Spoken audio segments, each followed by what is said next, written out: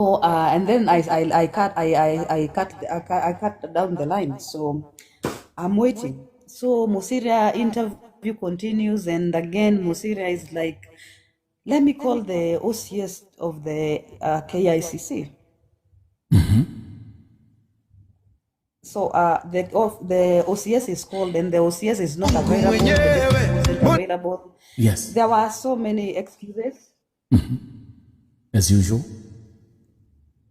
that came along. So at one point, Musiria says, now, if there is no one kwa ground in KICC, let me look, he sends his P, check if we can get other officers who can pick her and take her to the police station in the at the KICC. Then at that point, I tell Musiria, my IO is on the way, and then I hand Musiria my handset, my phone, to talk to my investigating officer. Right. So they talk, and then they agree, oh, it's okay. But at the same time, my office, I cannot, I am doing the best I can, but my office is full. So she needs to be taken somewhere so that I can continue with my work. Right. And they agree that she will be taken to KICC. So a little bit of more interview, and then Helen was taken to KICC. After she was taken, after like 5 minutes, my IO calls. We are at KICC. Where are you? I tell him we are at Musiria's office. We are still finalizing on the interview. Then he's like, it's okay. You will find me at the KICC. Yeah. So Musiria talks to us.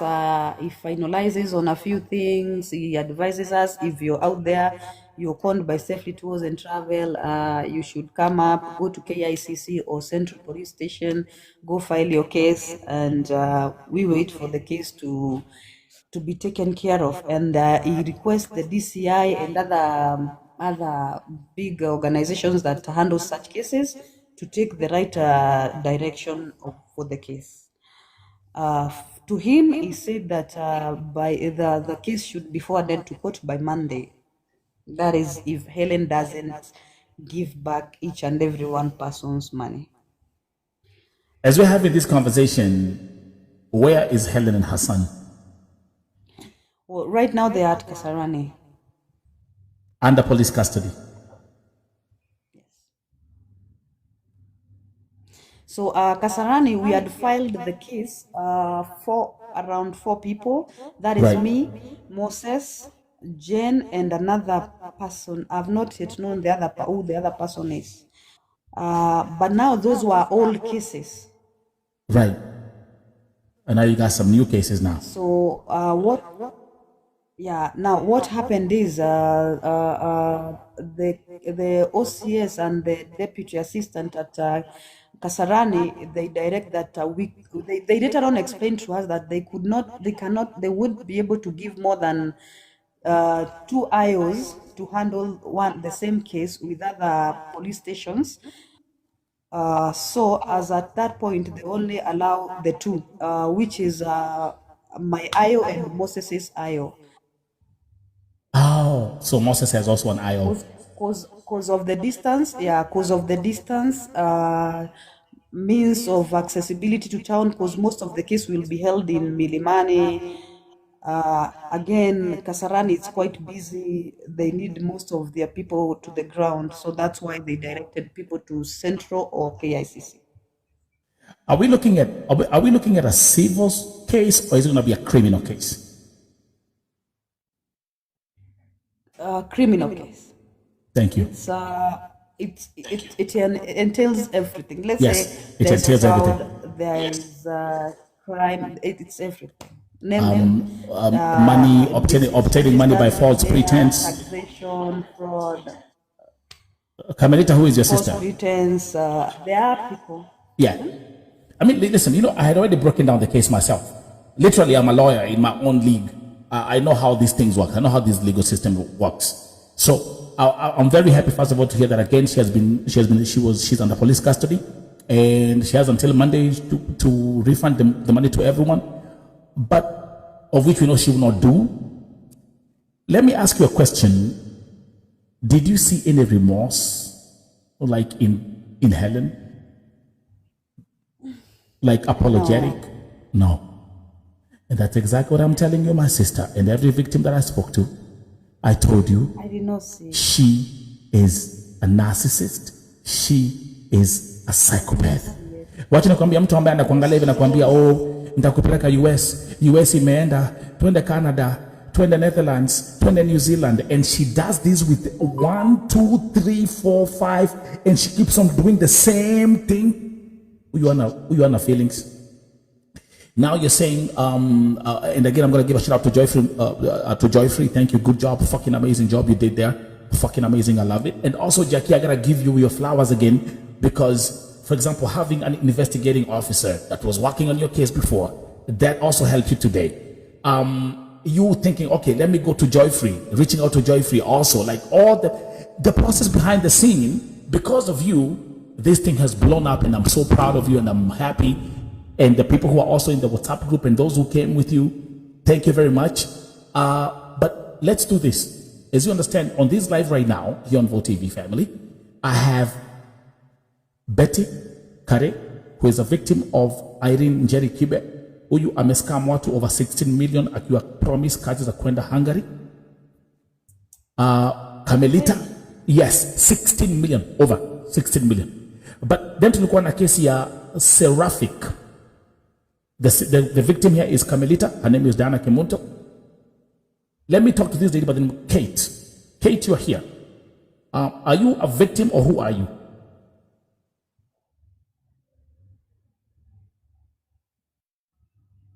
Nimekwambia leo is going to be a long night.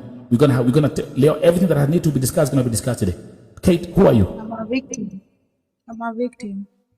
You are a victim of which agency? Seraphic agency? Yes.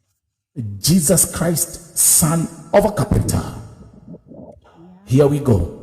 Leo nakwambia leo ni ile siku. Leo mambo ni mwedhe. Kate, stay right there. But as we move on, watch nifanya hivi. I want to take this thing with order. But let's do a quick introduction. Kate, ulikuwa pelekwa wapi? Canada. Ulikuwa pelekwa Canada. Na ulilipa Seraphic pesa ngapi? 100. Na ulikuwa, so that is what they take as a down payment. Yes. Hiyo pesa ulipatia nani? Nilipa kuna demo mwenye alikuwa anafanya huko, alikuwa anaitwa Ivy. Irene. Ivy. Yes, akavutwa, akaleta mwingine, akavutwa, tena pameletwa mwingine sasa hivi. Na hii pesa yako ulikuwa umelipa which month? I think mwezi wa 4. This year. Last year. Goja, this year ama last year? Last year. So ulikuwa pelekwa Canada, ulikuwa umepromisiwa heaven and earth. So just like Sister Diana. Okay. So mute Kate. Nitapeleka na Rieng. Everyone who's watching here today, I'm telling you today, leo ndio ile siku. Na as usual, najua ama agents wamejaa hapa na hizi account zao pseudo, lakini when they keep on watching, it's going to be a long night. Betty Kare, kuja hapa my sister. You are a victim ambaye amepoteza over 300,000 shillings na ulikuwa upelekwe Hungary. Let's unmute and tell us your story, mama. Welcome. Okay, mimi nilikuwa nimetoka Saudi on 2024 September. Ulikuwa Saudia? Okay, my friend. Yeah.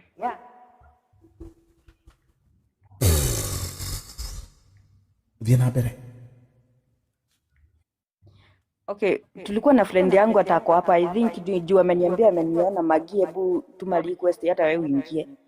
Okay, yeye alikuwa amekuja mbele yangu aka apply. So mimi after kukuja ndo niliapply nyumaye. Nilianzia 2024 mwezi wa 11, I think date 6. Ndio nilifanya application ya kwanza, saa nikaekelea 100. Yes. Kurudi after kufanyiwa process nikaambiwa wametuma document, kuna document inastahili kusign, then nifanye payment ya ili nipate permit work. So nikaambia ninalipa 200k but nilikuwa nimelipishwa 350. Nikaambiwa 50 nitatoa after visa ikitoka. Mimi kulipa okay, hizi 200 nikalipa 175, then kuna 25 zenye zilikuwa za cash zenye even na message, kuna message nilikuwa nashinda nikimuuliza kwa WhatsApp, iko wapi receipt ya zenye nilikupatia za cash? Hakuwahi nipatia. Lakini za message zenye nilitransfer kutoka M-Pesa tu nini kwa bank zote niko nazo. Right. So after okay, niko hadi na record zenye nilikuwa nimerecord juu nilikuwa namuuliza juu simu zangu kwanza mostly mkwangu aku anachukua juu mimi nilikuwa sana zile nashikwa na hasira na muongelesha juu ile okay, mtu amekuweka na anakuahidi hivi after Hungary kufungwa atuambii kumefungwa, process imekatika. Tukakaa, kuna wenye walikuwa wanafanya wakiwa na huyu bwana wake, hata huyu bwana wake alikuwa kwa hiyo ofisi. Sasa time yenye tulienda tukiuliza hii process inaenda aje, kunaenda imefikia wapi, tunataka tupatiwe tracking, sisi tuwe tunajiangalilia venye kunaenda. Sasa hakuna kwenye kitu yenye tunaambiwa, wanatuambia wao ndio wanaangalia through system. Right. After kukaa kuenda kwa ofisi hakuna kitu yenye tulipata. Kitu yenye tunaambiwa ni gojea. After huko kufungwa, jamaa mmoja mwenye alikuwa kwa hiyo ofisi alikuwa anaitwa Timothy hata ndio huwa saa zingine namuulizia venye kunaenda juu hata yeye aliacha hiyo job, aliacha huko. Sasa akaniambia hakuna, lakini mlikuwa mpatiwe chance ya kutafuta either kama ni Serbia ama mnataka kwenda wapi. Aileen mwenyewe kumuuliza akasema hata nishamuanzishia ya process ya kwenda Serbia. Tukamuuliza how, na tuko tumekuambia kwenye tutarudi tuende. What about tungetaka kurudishiwa pesa zetu? Akasema hapana, na juu mwenye alikuwa amenipea hii contract ni mwenye tu bado ako na ile ya Serbia. Sasa usisikie ukiwa na shida, yeye ndiye ataprocess mambo yo. Tukamuuliza what about agreement, tutafanya aje? Zenye akatuambia zenye zilikuwa zinatumika huko ni the same ndizo zitatumika kwa. So hakuna venye tutakuja ati kuna document tunahitajikana kutolewa, sijui tusaini nini, vitu ziko pamoja, ni mtu mmoja. And final kuenda mara ya mwisho yenye tulienda sasa hiyo time ndio tulikuwa tumeshikana, tulikuwa watu kadhaa tulipatana huko kwa ofisi. Tulipata ofisi shafunga hadi pesa za mwenyewe za plot zenyewe za nini za hiyo building kwenye ofisi zenye alikuwa anafanya kazi ashapotea. Ameforge nini document za ati amelipa na WhatsApp ama nini, hakuna kitu yenye inaingia. After mimi okay, nilienda hapo Central nini police station. Sasa huko ukienda ni pesa unaitishwa, even there is one of my friend hapa juu aliniona TikTok mahali nilikuwa nimepost picha ya Aileen bado hii, nikamsema huyu ni mkola na alisha tuibia, na juu tuko watu wengi juu kwa hiyo group I think tuko around 40 hapo hivyo. Akaniambia yeye alikuliwa hapo pesa nini Central alikuliwa 20k lakini hajai faulu au yenye wife aliwa, unaona. So mimi hadi huyo kuna askari mwenye alikuwa ananipigia huko Central Beatrice, ulisema aje mambo na nikamwambia mimi sina pesa, mnajui mshike akiwa hapo, afadhali mniitisha pesa alipa. Sasa mimi mnaniitisha ni za nini? Sasa kutoka hapo, lakini akituesio bado ako Nairobi, but time potea akaenda Thika na Nyuki.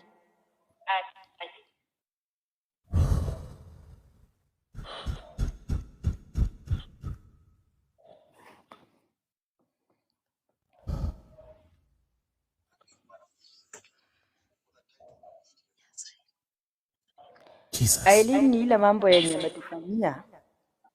kwa group. Ukisikia sikudanganyi, ukisikia Nelson mtu ameuliwa amekosa, si kitu ingine, si kitu ingine. Juu mimi amenikoni hizo, huyo mwingine amenikoni hizo, huyo mwingine pia mimi yenye sikia saa hizi. Mimi kwenye nilikuwa nikiwa Saudi sikupatiwa exit. Saa hizi siwezi rudi huko. Mimi nimejaribu juu chini, lakini siwezi rudi. Betty, wewe ni ex. Juu sipewa, lakini nisha contract. Wewe ni ex Gulf. Ulikuwa Saudi Arabia. Ile pesa watu walikuwa umesave ya Saudi Arabia ndio umekuja Kenya umepatia Irene. Ndio hiyo. Njeri. Kife. Ndio wende Hungary. And you lose everything. Everything. Betty, looking at this case, over 40 victims have lost their money. So we are looking alone. Kuna wenye unasikia huyu ni 300, huyu ni 500, huyu ni 700, huyu ni 400 hivyo. Wakati uliniambia hivyo, I actually was able to estimate. I say the rough estimate of what we are looking at is between 20 to 30 million shillings.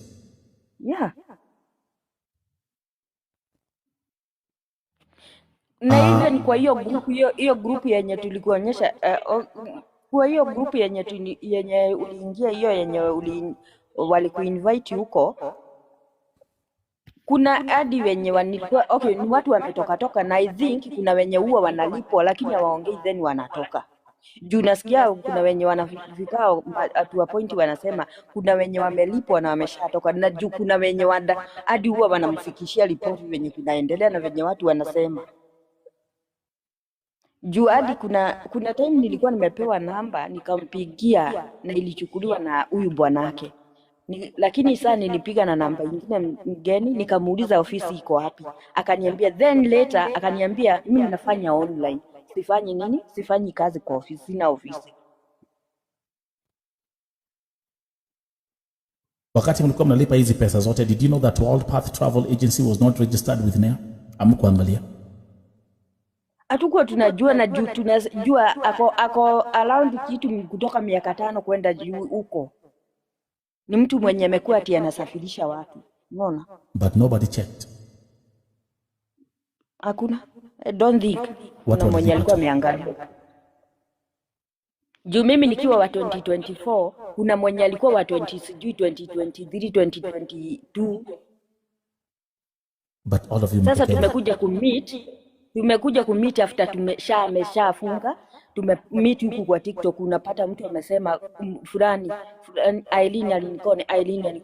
Sasa huku ndio tumesanyana, tumepata sasa tumetengeneza group yenye sasa si tuko wote.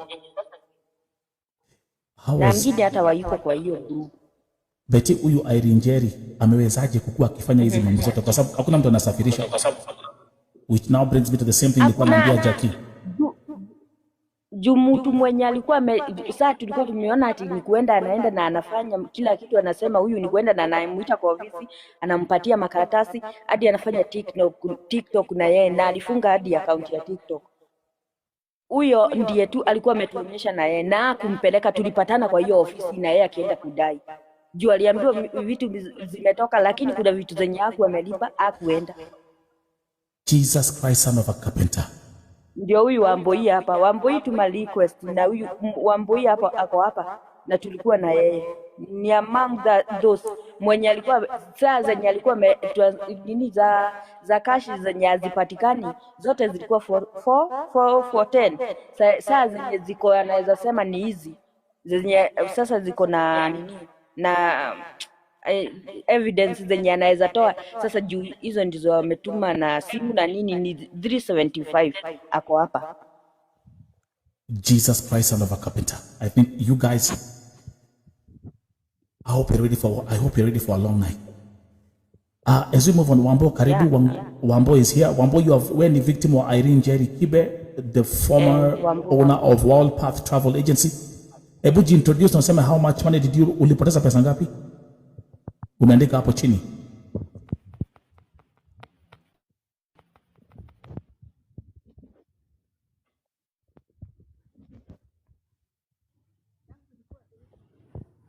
Please. Angalia microphone yako ikuwe mzuri Wambo.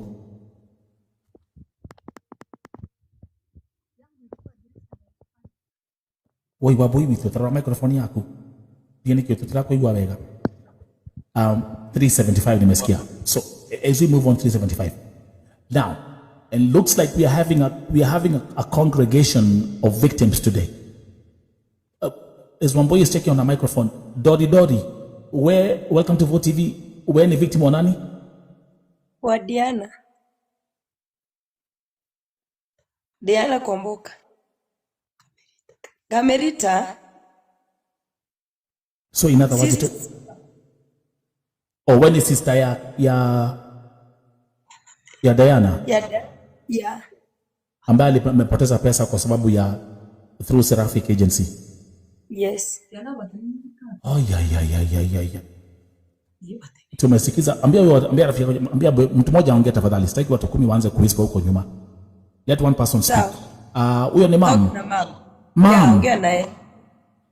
Hey. Okay. And now what we're going to do, now this becomes emotional. I think this is where we get emotional. Let me do this. Huyu ni mamake Diana Kemunto, who has lost 234,000 shillings through Seraphic agency. Gaimo wadhani togwekate, goja kidogo. I have to expand this thing. Mom, goja Karibu. Asante. Karibu na pole. Wacha lete mtoto wako kwanza pia.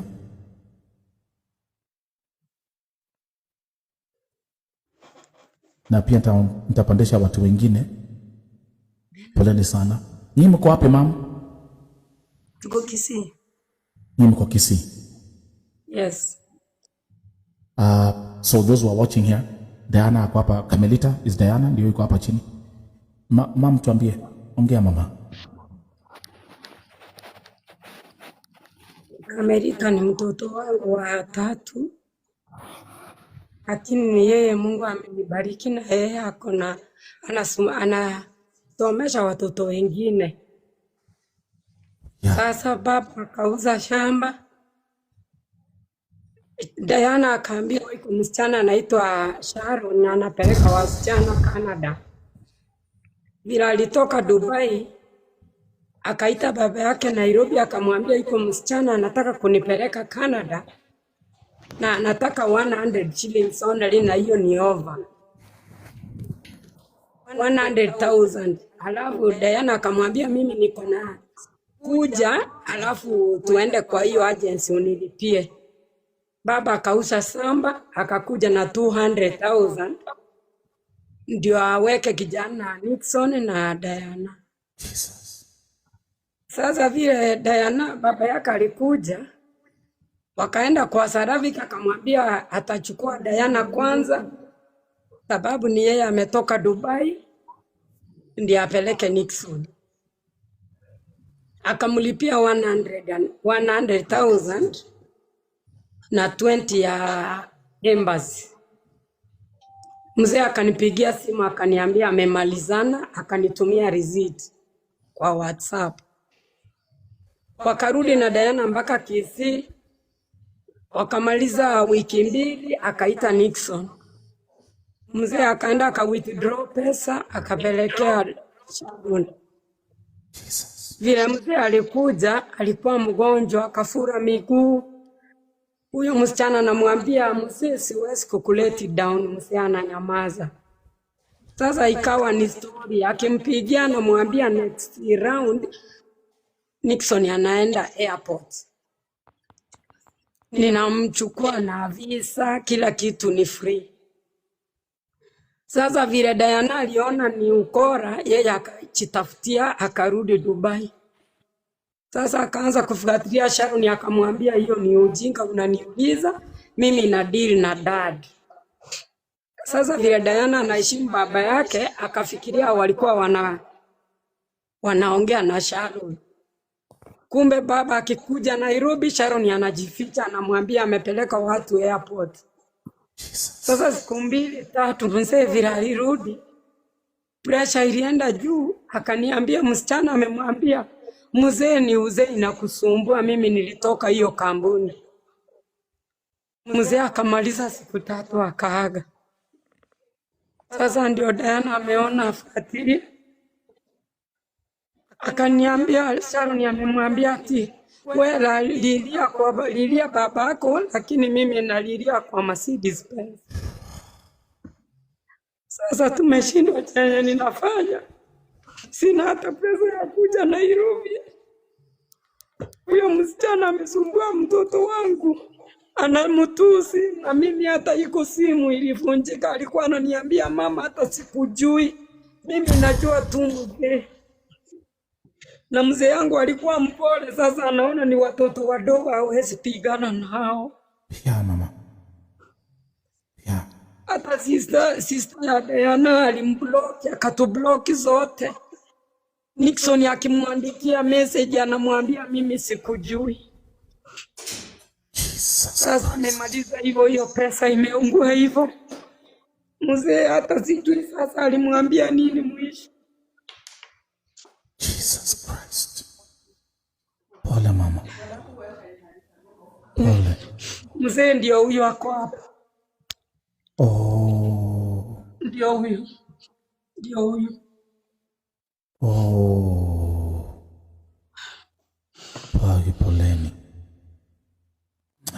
Sasa tafadhali msaidie mtoto wangu. Hakuna mafikira, na unaona ni yeye alikuwa anafikiria atapelekwa Canada asomeshe watoto wetu. Sasa shamba iliuzwa, pesa imeisha, sina hata shilingi.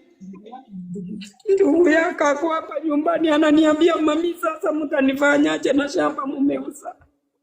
Sasa sijui kijana ataniua. Ananiambia wapi pesa yangu na mliuza shamba? Anauliza Diana, wewe na mahali mlipeleka pesa, mnipeleka shule. Akinisaidie. Oh, Jesus Christ. Sasa niko nyumbani, sina hata senti saa hii. Tumezika mzee, nimepumzika nyumbani. Nilikuwa nafanya biashara ya kuuza mtumba, nimefunga. Jesus. Mama, pole. Pole sana. Asante. Msichana wako alikuja hapa jana na akaripoti Seraphic agency.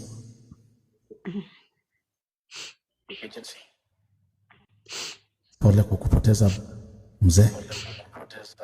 Asante.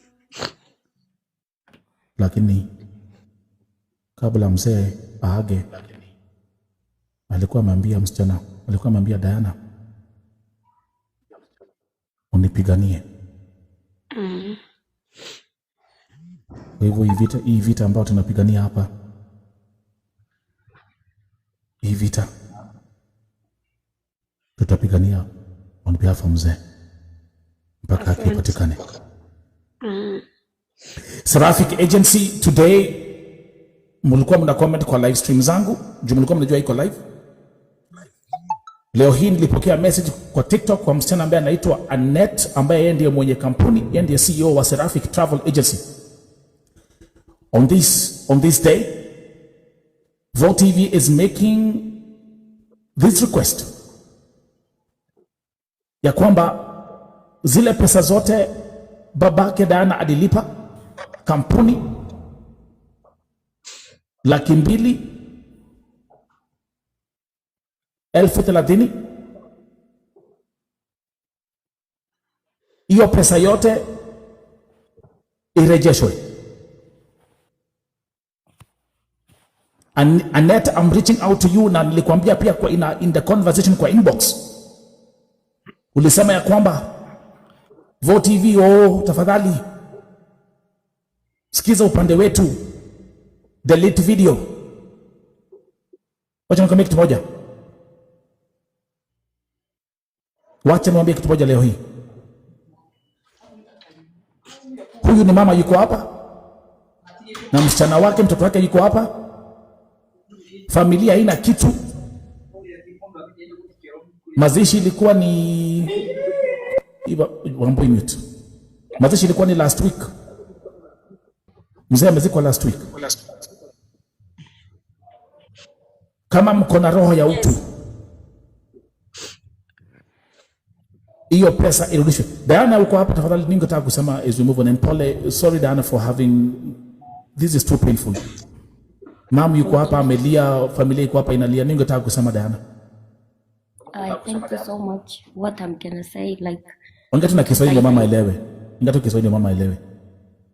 mtusaidie tu, yani hiyo tu ndo nataka, mtusaidie justice, watusaidie, waturudishie tu pesa yetu. Like, it's not only 200, they told us tutume 17,000 mara mbili na 20,000 mara mbili tena, because me and my brother, that is 20,000 and 20,000, that is 40 plus 14,000 plus 200, the one they used.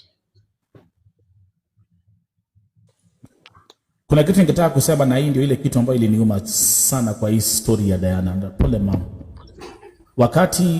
Wakati bwanako aliaga, wakati babake Diana aliaga, huyo msichana ambaye anaitwa Sharon Akinyi aliambia Diana kwa text message ambayo tumepokea ya kwamba yeye aendelee kulia juu ya babake kukufa.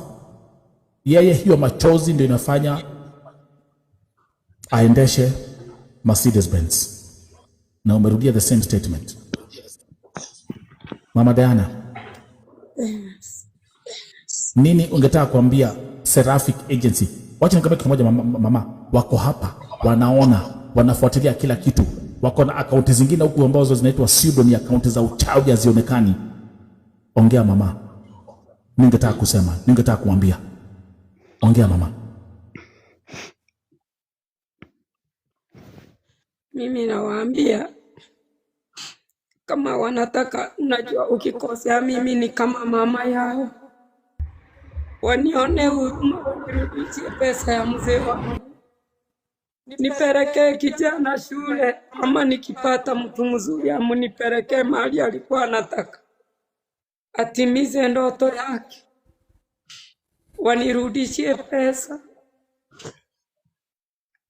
Na huyo Sharon ni vile ananitusi mimi, ni mama mzee, ni kama mama yake mara mbili. Ananiambia, mama, kama unakaa ushago, kaa na amani, usinisumbue, wacha Mungu akusaidie. Hii machozi yangu mimi saa hii nimekuwa mjane, nione huruma, mtoto wangu aende shule. Diana anahangaika huko Dubai, anasumbuka na wasametu, alafu anamsumbua. Akipenda anirudishie pesa yangu, wacha tu anione huruma, nimepaki na watoto wadogo wanasoma.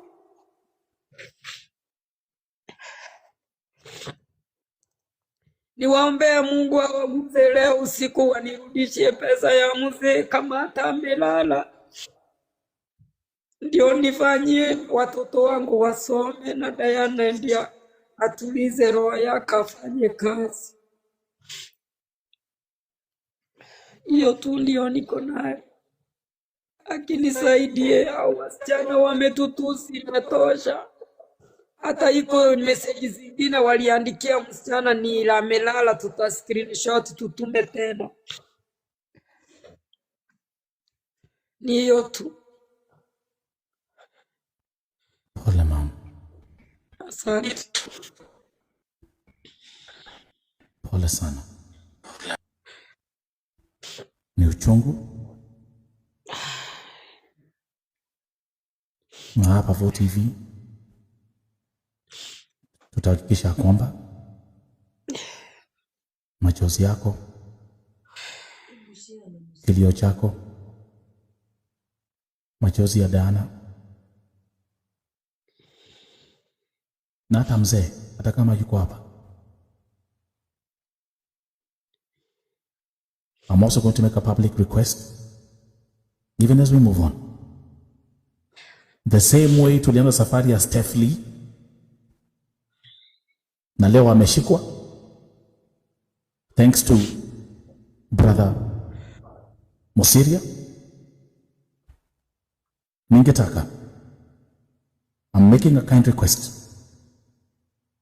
Na huu ujumbe tafadhali ufikie my brother Geoffrey Musiria, ya kwamba we can collaborate on this case and we have the same justice for Mama Diana Kimunto. My brother Musiria, this is your community. This is like your own mother. This is like my own mother. And just like vile Helen Ngugi Maina na Liam Ngugi Maina wameshikwa leo, we are not going to sleep until justice is served for this family.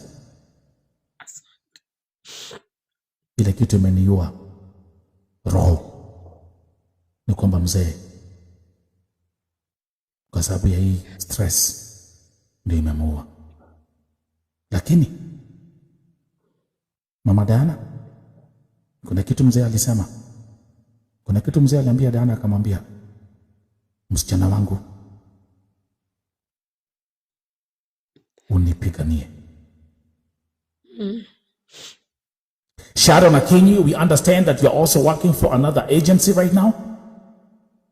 You are not working for Seraphic agency, but at the end of the day, Seraphic agency, you obtain the money and the receipts are under your name. Ikifika vote hivi imeenda.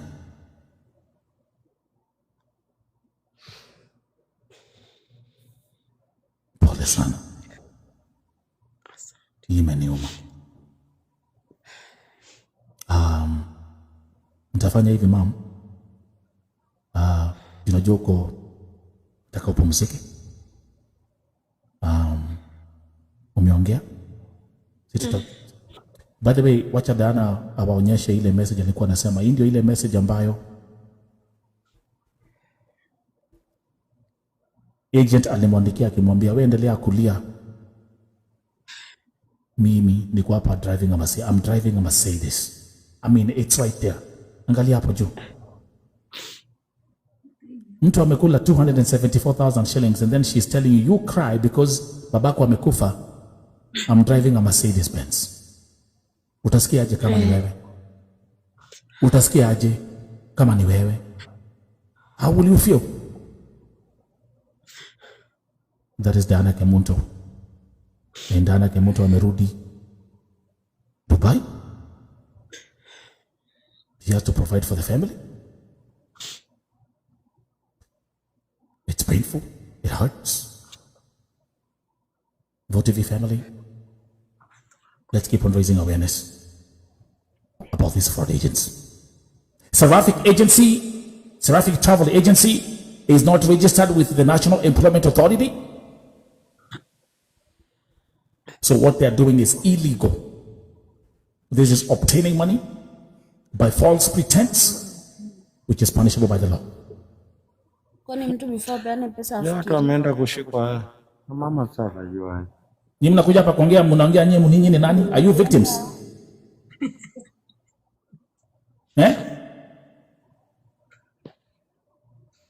Okay, wacha ningesema kitu lakini mama yuko hapa. Kuna kitu ningesema lakini mna bahati mama yuko hapa.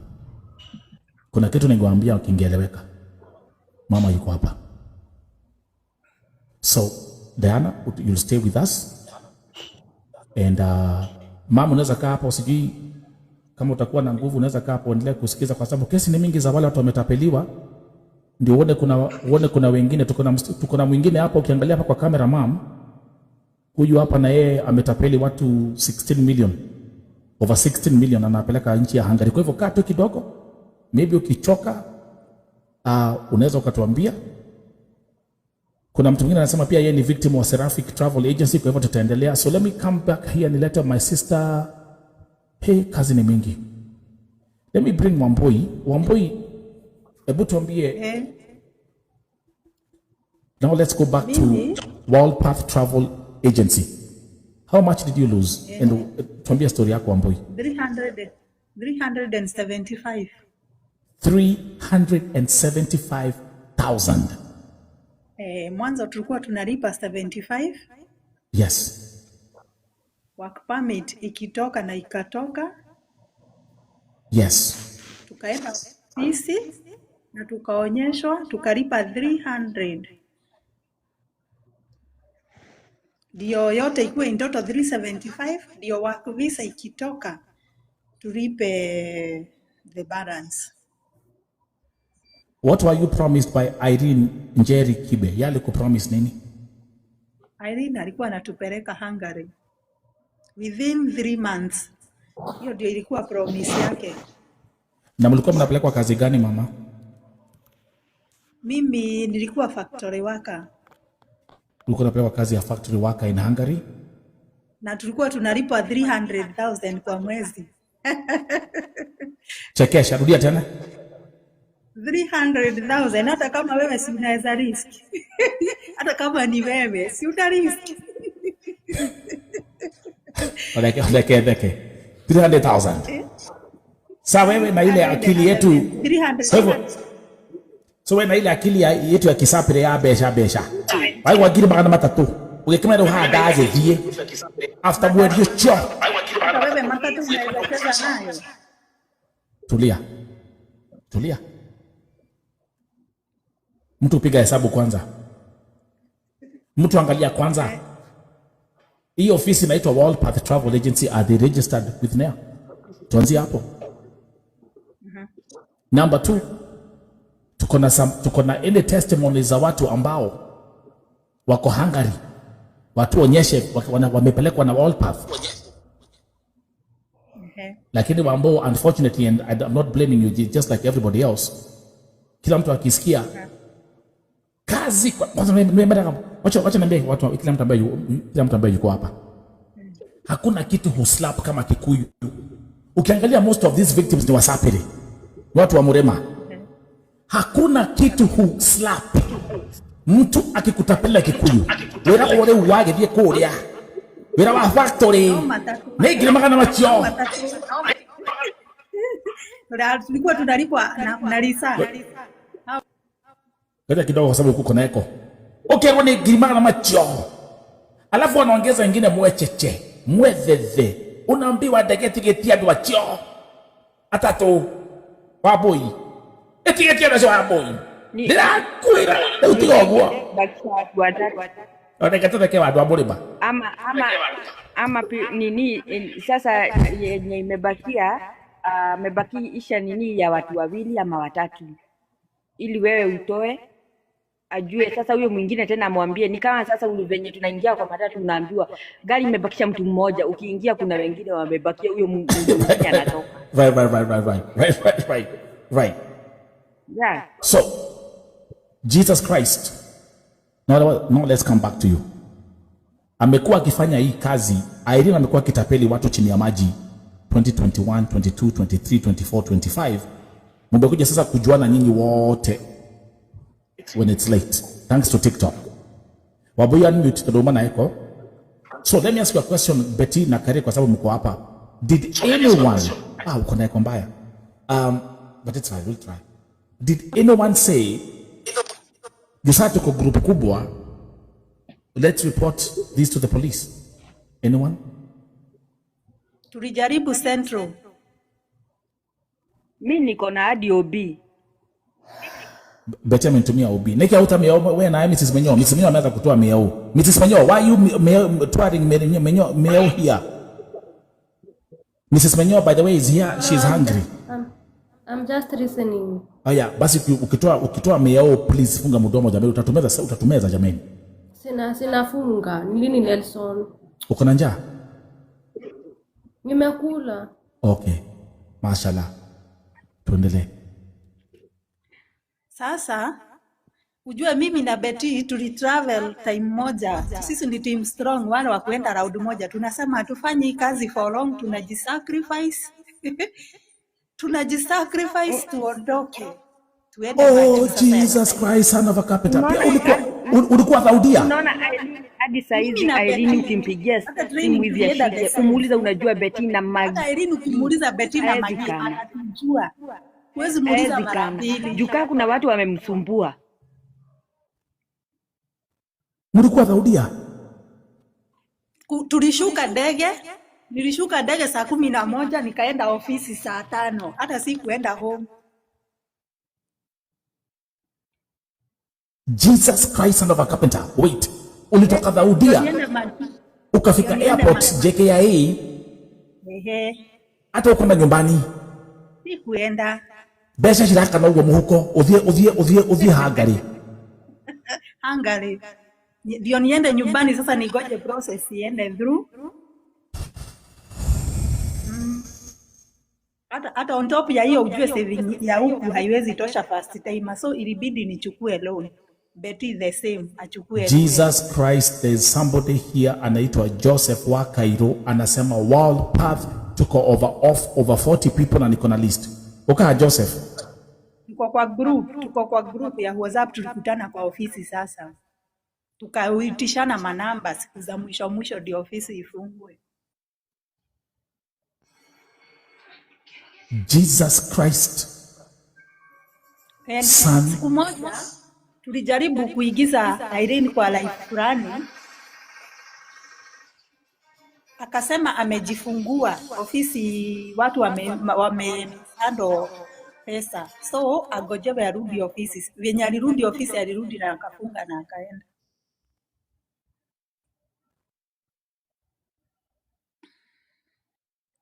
But huyo Irene ako Nairobi, ako na gari, ana drive na ako sawa.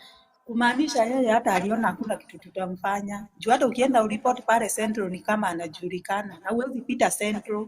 Central unapelekwa tu hivi na unachoka mwenyewe juu kiitishwa 5k ya mafuta. Tena sijui itisho nini. Una give up, unasema utaendelea kulose pesa na umeshapoteza. Let's wait for, okay, Joseph wa Cairo.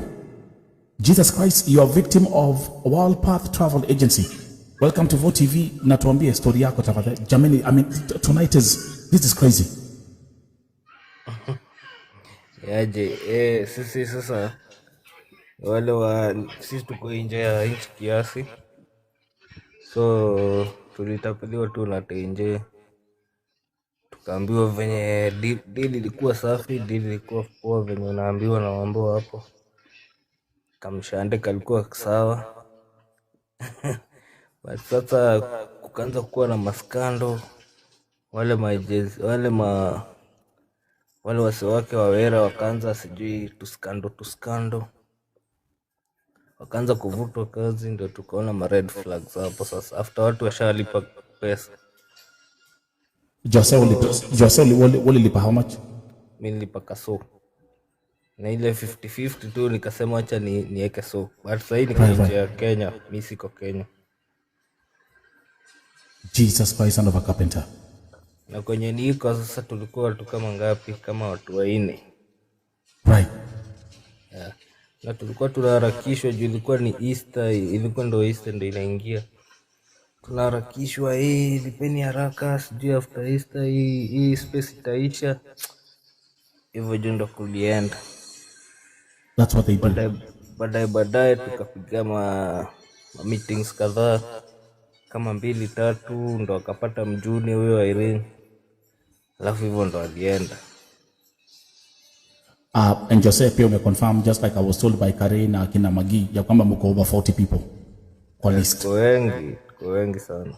Mko na WhatsApp group? Tuko nayo. Na kwa hiyo WhatsApp group, kwa hiyo group ya watu 40 kuna nyinyi wote mko na OB numbers ama tu ni watu kadhaa? Wewe kama ulienda kwa Central Police, mwingine ameenda sijui wapi. Do you have like any other police documents? Sasa ni watu kadhaa tu ndo wameenda wenye wako mtaani. Joseph uko wapi sasa? Mimi niko Turkey. Uko Turkey? Nilikuwa naenda Netherlands fruit picking. Nilikuwa tunalipwa na masaa. So fruit picking kama hii ya Bambo, na ulikuwa unaambiwa utalipwa pia 300,000 shillings a month.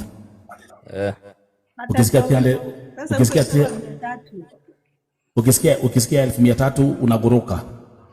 Ukaguruka. Ilikuwa mata Deal inaingiana. Ishaiva.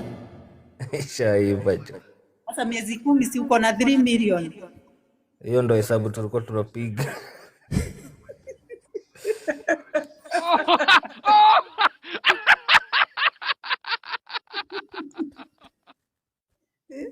I mean,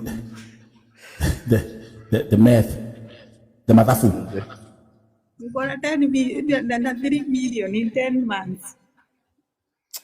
Irene alitengeneza over 10 millions in 2 months ama 3 months. Yeah. Okay, as we move on again today, I mean tonight is we are doing nothing else but only featuring all these scam agencies and agents on this platform today. Let me welcome niko na watu wawili hapa wanaitwa Dina and Jano. Dina and Jano, are you victims of any agency? Jano, hello. Dina, hello. Okay, mtaongea. Ama nyinyi ni ama agents mnakuja hapa na nini na tu account to pseudo. Mnakuja hapa juu. Ongeeni ama niwapeleka Shakahola. Let's welcome Jano. Hello. Hello. Yes. Are you a victim? Yes, I'm a victim. Of which agency? Sasa historia nani mmoja nimelipa pesa huko. Mbona tukusikia ati wewe ni victim wa nani? Which agency? Seraphic. Seraphic again. Sasa mimi nimewapata tu kwa live. Nikasema kama wanasema mambo ya Seraphic ndio nikawajoin because pesa yangu iko huko 100,000. Jesus Christ. I paid for my brother if I end Canada.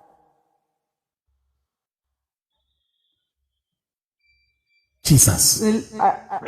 Yes. Hata niko na receipt. Sasa from hapo mambo ya Canada ilikuwa hivi. Sijui mambo ya bank statement, sikuwa na bank statement. Sasa nikasema nitafutie kazi huku Dubai. At least receptionist. Wameitafuta hajapatikana. Sasa kitu Januari, Februari hivi wakaniambia kazi iko ni ya mjengo. Hiyo kazi ya mjengo, brother yangu is a graduate. Alisema hawezi fanya hiyo kazi. Sasa nikisikia story ya huyu sana Dina, hiyo kitu imenigusa sana. Sana. Okay, let's actually thank you very much, Dan, and because what you do with the background is amazing. There we go. That's what we're talking about. Jano, wewe pia ulilipa Seraphic agency 100,000 shillings just like Diana, and vile wanafanya brother yako alikuwa apelekwe Canada. Sasa history ya bank statement. Mimi nikamwambia mimi sina bank statement. Waone vile kwa nisema utanitengenezea bank statement. And what do you have to, how do I put this? Are you in Kenya or outside the country? Me, I'm in Kenya. In fact, I was supposed to pay 200,000, two of us, my brother and I. Nikasema hapana, wacha nikamwambia hata nimwambia acha uanze na brother yangu, process yake akimaliza ndio mimi. So I only risk for 100. I have even the receipt. Hata nini? Sasa hii story ndio imeniguza cause mimi nimekaa naongoja watafutie kazi ninataka ya brother yangu. Kama usende analia hivi. Sincerely speaking, it's from last year. Now, do you remember the agent ambao ulipatia pesa yako? Nilikuwa na deal na Chebet. Jesus Christ, son of a carpenter, Marion Chebet. Sasa hii kazi ananiambia iko ni kazi ya mjengo, plumber, nikamwambia kazi brother yangu hawezi fanya. Did you ask for your refund? Bado sijauliza. Sasa hii story ndio imeniguza kama imenichangamsha hapa. Oh, so nimeelewa. Nimeelewa. So wewe umepatana tu na hii story when the victims are here crying. Yeah. Because nikiuliza for refund wako na hii tabia yenye si wanakata pesa nyingine, so hiyo ndio sitaki. Okay. The time has come. The time has come. Julie Nelson ako hapa chini anasema they don't refund, I'm a victim. Julie Nelson, send your request. It's going to be a long night. Then tuko na somebody else by the name Silversley. Are you also a victim? Yes, I am a victim. Can you hear me? Yes. Which agency? Right Concept. Ganio? Right Concept it's in Bazaar M4. Right Concept. Yes, Bazaar M4. Wewe ulikuwa pelekwa wapi? Mimi nilikuwa nipelekwa Norway. I've texted you the details on your inbox right now. On WhatsApp or? No. TikTok. Please do me a favor. Oh shit. Okay, give me a second.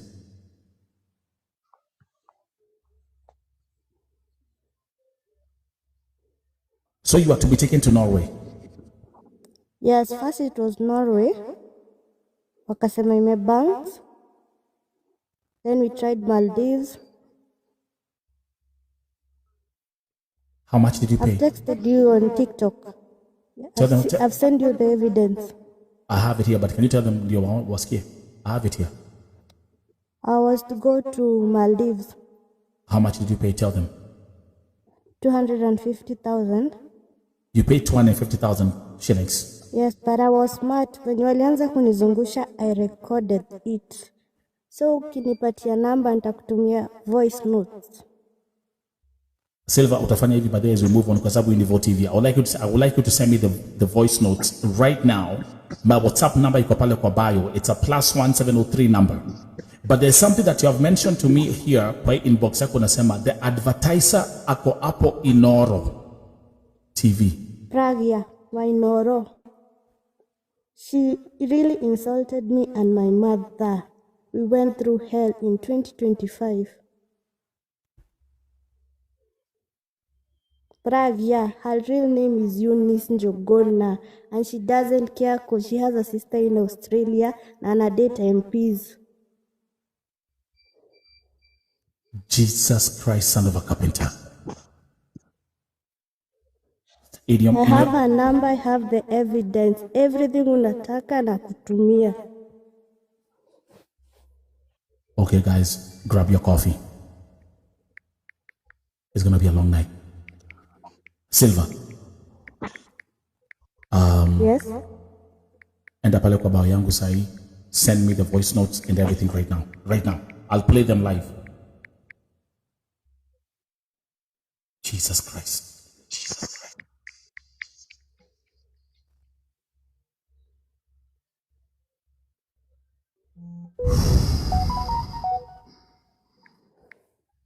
Okay, Silva, I'm going to drop you, then you come back. Yes. Nataka utume sahi.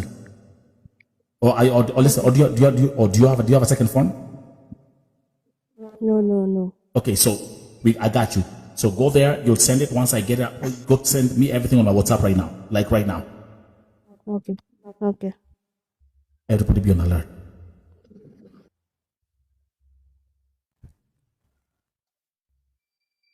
This guy called this Mjumbe official. You are commenting the whole time on live stream. You know, you guys don't know the difference. That was not a live, it was a recorded. That was what was happening last night. Talk to us. Hello. Pia mimi ni client wa Seraphic. Seraphic?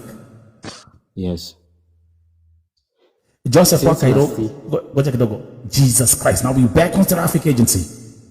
Goja kidogo. Joseph Wakairo, enda pale kwa bao yangu ya TikTok. Send me everything on WhatsApp right now. Naona umetumia kwa TikTok inbox. Ukituma kwa I can't open that right now. But send me kwa WhatsApp right now. This is fucking crazy. Mjumbe endelea. Now we back to Seraphic. Since last year, September, nilienda huko nikafanya application. Diana Kemunto, this is the victim of Seraphic agency. Tuna nalo. Ila ushindi atanishindia.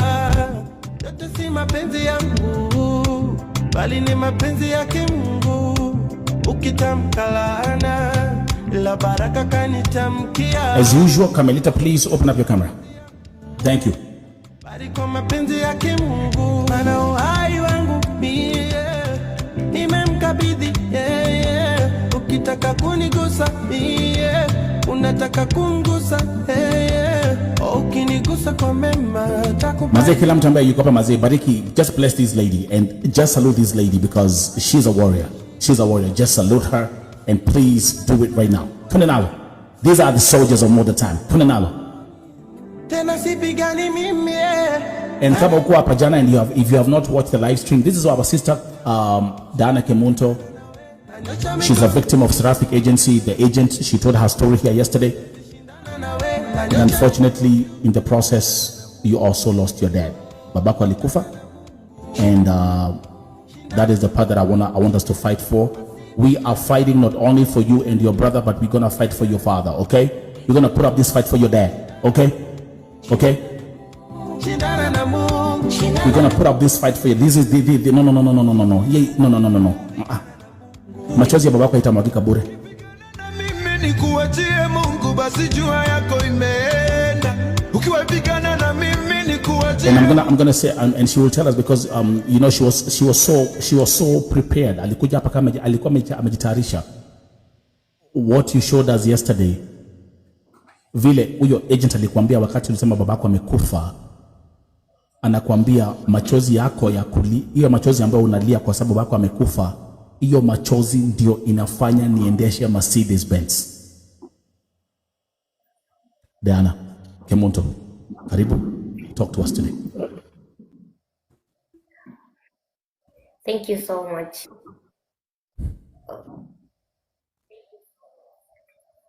I appreciate you all for everything you've done to me. I'm ready for you to. Yes. Yes.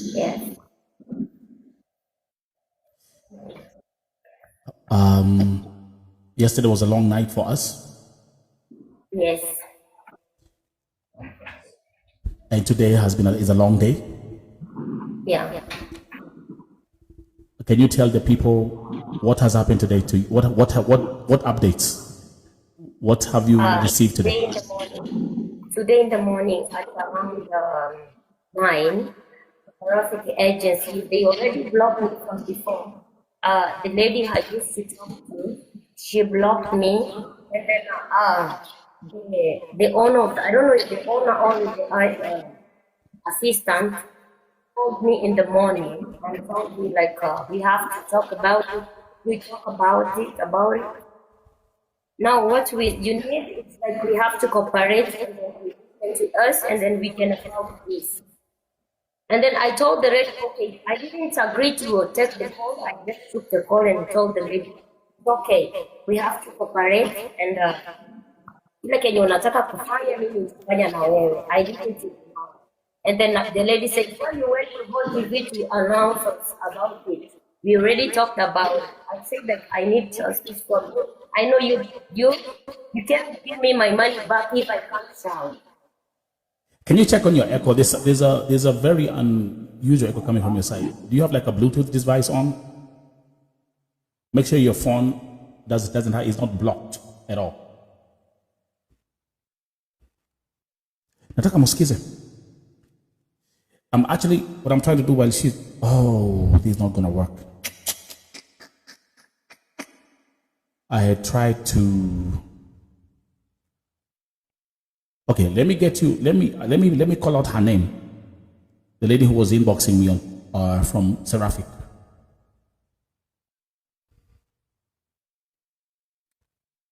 Jackie, I don't know what's going on with your network. Unaanguka kila wakati. Hello. Oh, that's perfect. Yeah. It's good now? Yeah, it's better. Okay. And I told the lady called Monica called me and told me like you have to stop this. I told her you told me to wait for like niongoje siku mzima, you will give me the right answer. Nikamwambia utanipia pesa yangu, mimi sitaki unipeleke pale popote, you have to give me my 200,000 and 17,000, 2 times 17,000, and the money my dad used every day to come to your office from Kisii, you have to pay me the money and come here. And for the abuse, I have to deal with the lady who abused my dad too. So they called you after you came on Vote TV yesterday? Yes, after I came, and then they called me in the morning. Now,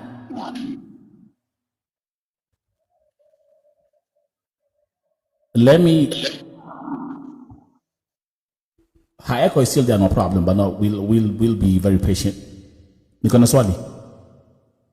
So there's a lady by the name of Dion, Seraphic Travel Agency on TikTok. Let me tell you what she told me. She said, "Hello, this is Annette from Seraphic Travel Agency. I'd like to answer a question on our client called Diana Kemunto, the lady on your live currently." I mean, let me first of all make a joke about this because watu ni wajinga. They don't know the difference between when I'm live and when I'm live streaming.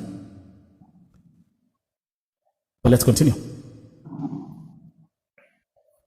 Based on the comments that I was watching from the live stream, it turns out that Annette is the CEO of the company. So that's what they told me, Diana. Then I told her the following: make sure you appear on my live show today. Vote TV has received all the payment receipts and evidence from the victim. This is pure madness. Appear on Vote TV live and make sure you'll be on camera. And because you're so good in presenting the evidence that is backing up your accusations, can you first of all show the payment receipt that walikupatia wakati ulipolipa? This is one thing I like about Diana. She's so good in presenting her evidence. She's amazing. Jackie, me sijui what's going on with your phone, tafadhali. Jesus Christ, don't tell me una data. Okay, thank you very much. Mucho gracias. Good job. Good job. Good job. Vote TV family and everyone who's watching, that is Exhibit A. And this is the agreement. Can you tell them what's on? Can you tell them what's on that paper? Wait. Let me tell them. Let me help you. Let me help you with that because I have it here. Okay. Yeah, this is the agreement. That is the agreement. But can you go back one more? Okay. You know, our agent wakisha kulipa, that's what they do. They give you this paper that you signed, the agreement, but there is a receipt. Okay, the official receipt of what you pay. Okay? Are we together? No, by the way, this is why here we're talking about Seraphic Agency. And can you give the name of the agent who was taking this payment? Alikuwa anaitwa nani? Sharon Akinyi. Sharon who? Sharon Akinyi. Sharon Akinyi. Yes. Okay. So now let me make something very crystal clear, and this is where I want to talk to Annette. Annette, you also sent me an audio message on my TikTok. Annette, let me tell you something. When you go to a court of law, let me tell you something. The payment receipt is under your company, not under Sharon Akinyi. That means that your company obtained this money. Are we together? Mkipanda hapa mfungue kamera, naona there's a John Blessed and Joy Blessing. Fungueni kamera. Munaelewa? Let me teach these people how law works. If you go to a court of law, okay? If you go to a court of law, the payment receipt is mentioning your company's name. So don't try to come to me with some excuses that Sharon was rude and ABCDE. Your company obtained the money. And we're here demanding that the money ambayo Diana Kemunto alilipa na pia ya brother yake, it's 200,000 shillings plus 34,000 shillings plus I want you to recoup and refund ile pesa babake alikuwa anatumia kusafiri kutoka Kisii kuja kwa ofisi zenyu. Let's continue. Diana, I want you to present the next exhibit. The next exhibit is going, that is the most painful one. Unfortunately, your father died fighting for this. Can you show them? That is a company. Stay right there. That is okay. Let's bring exhibit 1B. That is the company. That is their Facebook page. Can you tell them? Sorry, their TikTok page. Can you tell them something about this page? No. Go back to the other one. Tell them something about this page. Is that the page that they blocked you? Yeah, this page. Let me show you how they blocked me. Okay, go ahead.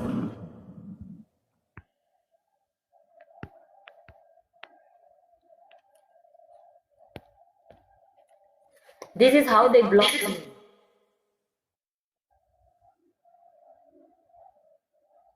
There you go.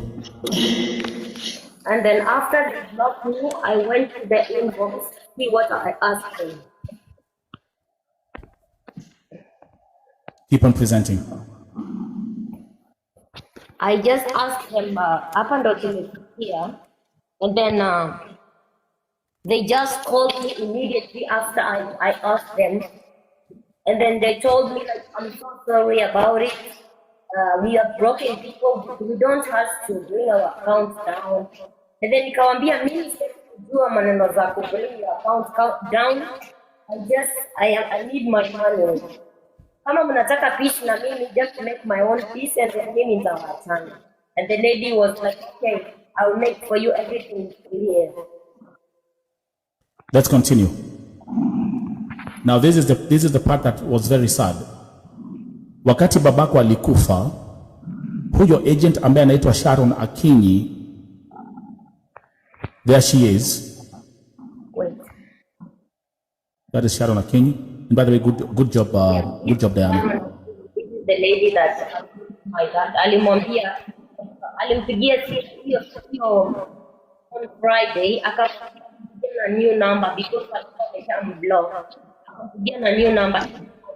So ask him, like, kwa nini unanisumbua hivi? It was 9 months. It's almost 1 year since I did the process with my daughter and my son.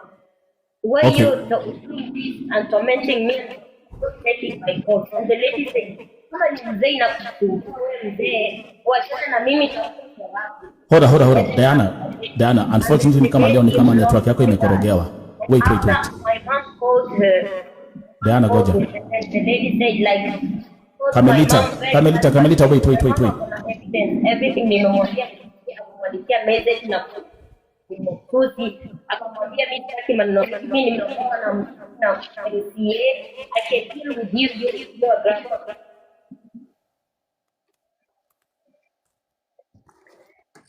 Yeah, alishika pesa yetu, akaona tumempressure, akaenda akafungua hii kampuni. Sasa hizi amekuwa hii kampuni and he's still calling people. Okay, what I'm telling you, sorry, Carmelita ni kama leo amekurogea network. But come back on the screen again. You see, you have a lot of echo. Hatusikii anything you're saying right now. But come back on the screen. There is one thing I would like you to show.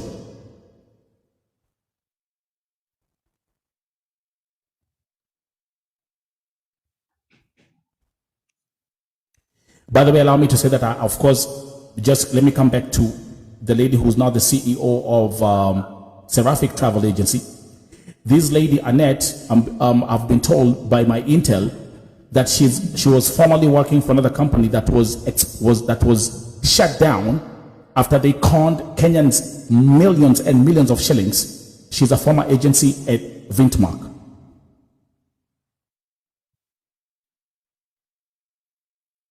These people, they change agencies like underwears.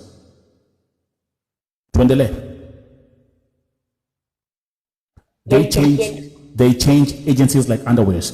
But let's continue. And she's the one who was texting me on my TikTok, and she even sent me a message. But tuendelee.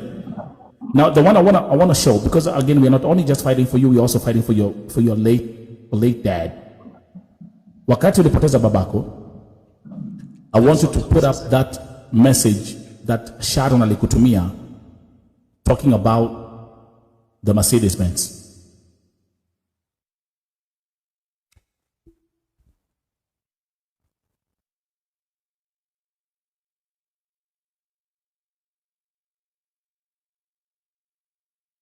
And there you go. Everyone who's watching here, Vote TV family, this is the one that actually made me go crazy. Diana says, mimi ama unataka kuniambia? She says, no, even God will bring you to zero. And then she types, driving Mercedes, and puts a laughing emoji. Moment of silence.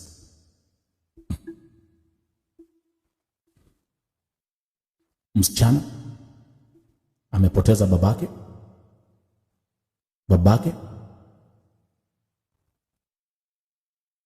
mzazi. Mind you, the father is the one who was paying all this money.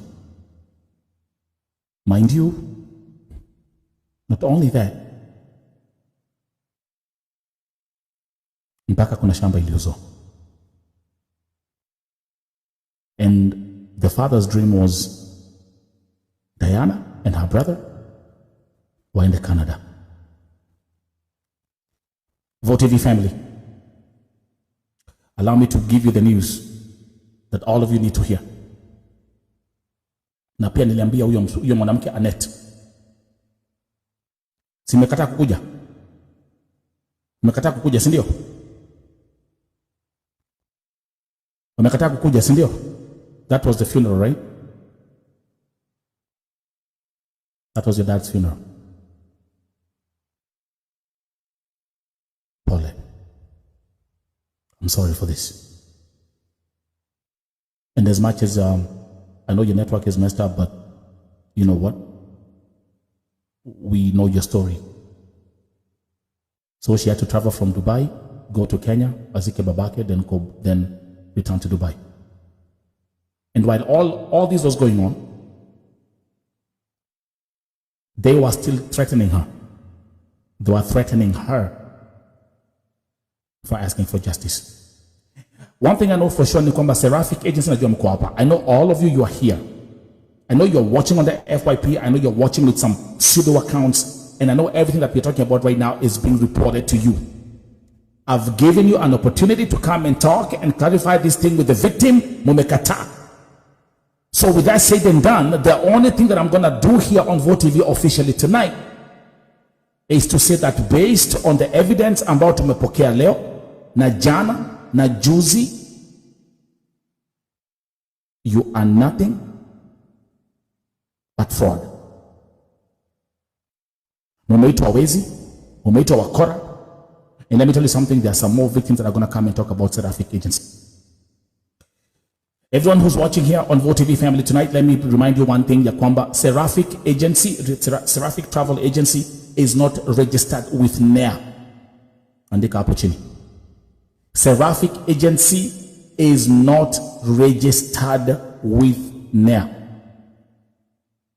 They are not. They are not. And the picture that you see there, these are the lady on the left, right? That is Sharon Akinyi, the one who used to be. Wote wako hapa. Kuna watu ambao ninapandisha hapa wanajiita sijui Joy the consultant, something consultant, whatever they are calling themselves. And every time nikiwapandisha mnashuka chini. Whenever we shed light on you, you become weak.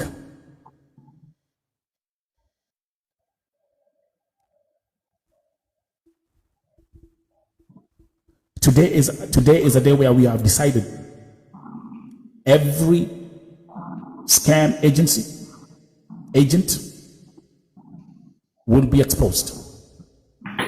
Stephlee, they thought the same thing. They thought that they were smart. Helen Ngugi Maina with her son, or maybe watu wengi sana, stealing millions and millions and millions of shillings. Today they were arrested, and as we're having this conversation, the mother and the son are in prison or are under police custody.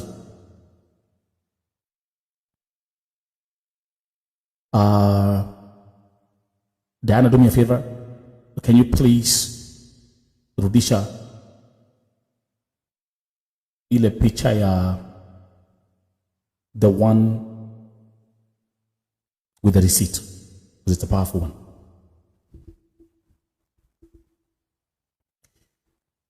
Sahi kama kuna smartphone ama kama if you have you have a smartphone, if you have a tablet, if you have a laptop, a computer, ukiingia kwa website ya NEA, and you can even access on Kadama app.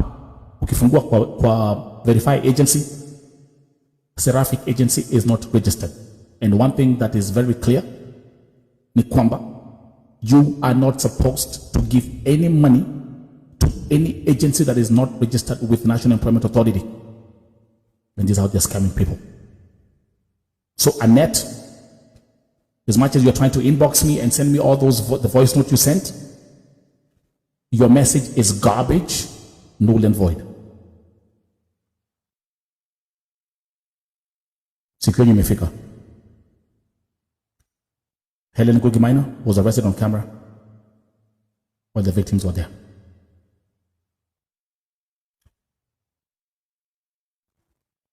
Diana. Even though the joke on echo, that's why I'm trying to keep on telling your story. What did they tell you today? At by the end of the day? They told me like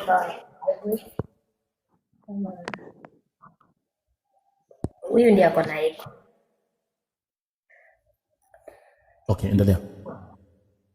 They told me I have to wait until at night they will give me the final answer. But they didn't give the answer. I tried to text them and everything, but hakuna mwenye ali-respond side hiyo. And they tried to call me, but I didn't. Okay. Let me ask you one more time again. You are promised to be taken to Canada, you and your brother. Yes. Did you go to Canada? Where is your brother? Brother is in Kenya. Thank you very much.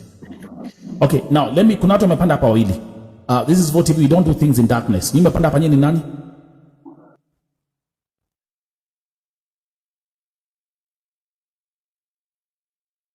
Nyinyi ambao mmepanda hapa juu saa hii. Sijui firstborn and FKC or something. Nyinyi ni nani? Introduce yourself.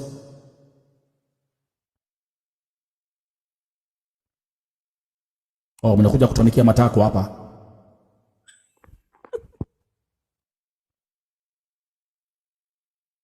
Okay, hata nyinyi mpeleke vinembe huko Shakahola. Stop wasting our fucking time. Next.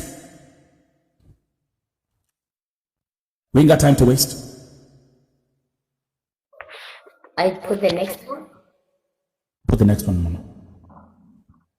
Good job. Good job. And that's an agreement. Good job.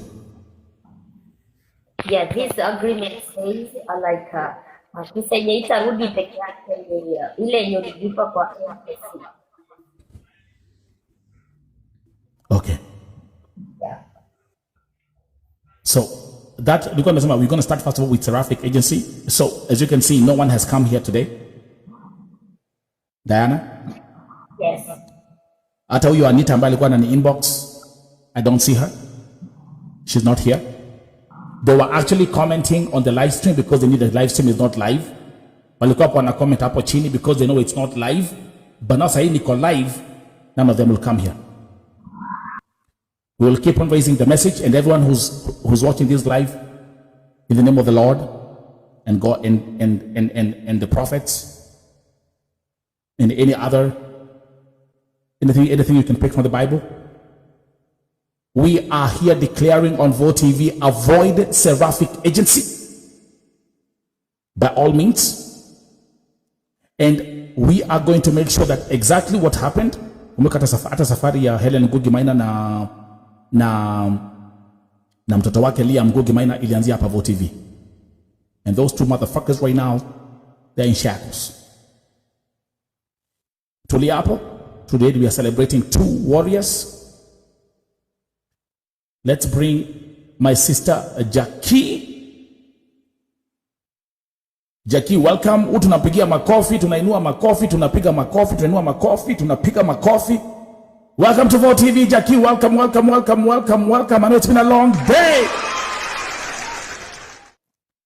Welcome to Vote TV, Jackie. I know it has not been easy, but welcome. When one person stands up and remains on course, and I told you 3 words when you were here. I told you, fight, fight, Yeah. fight. Thank you for being there. Thank you for the support. I really do appreciate it. No, I salute you. Mulinipea nguvu. At one point I was wondering if it's gonna pull through, but right now I can see it's far much better.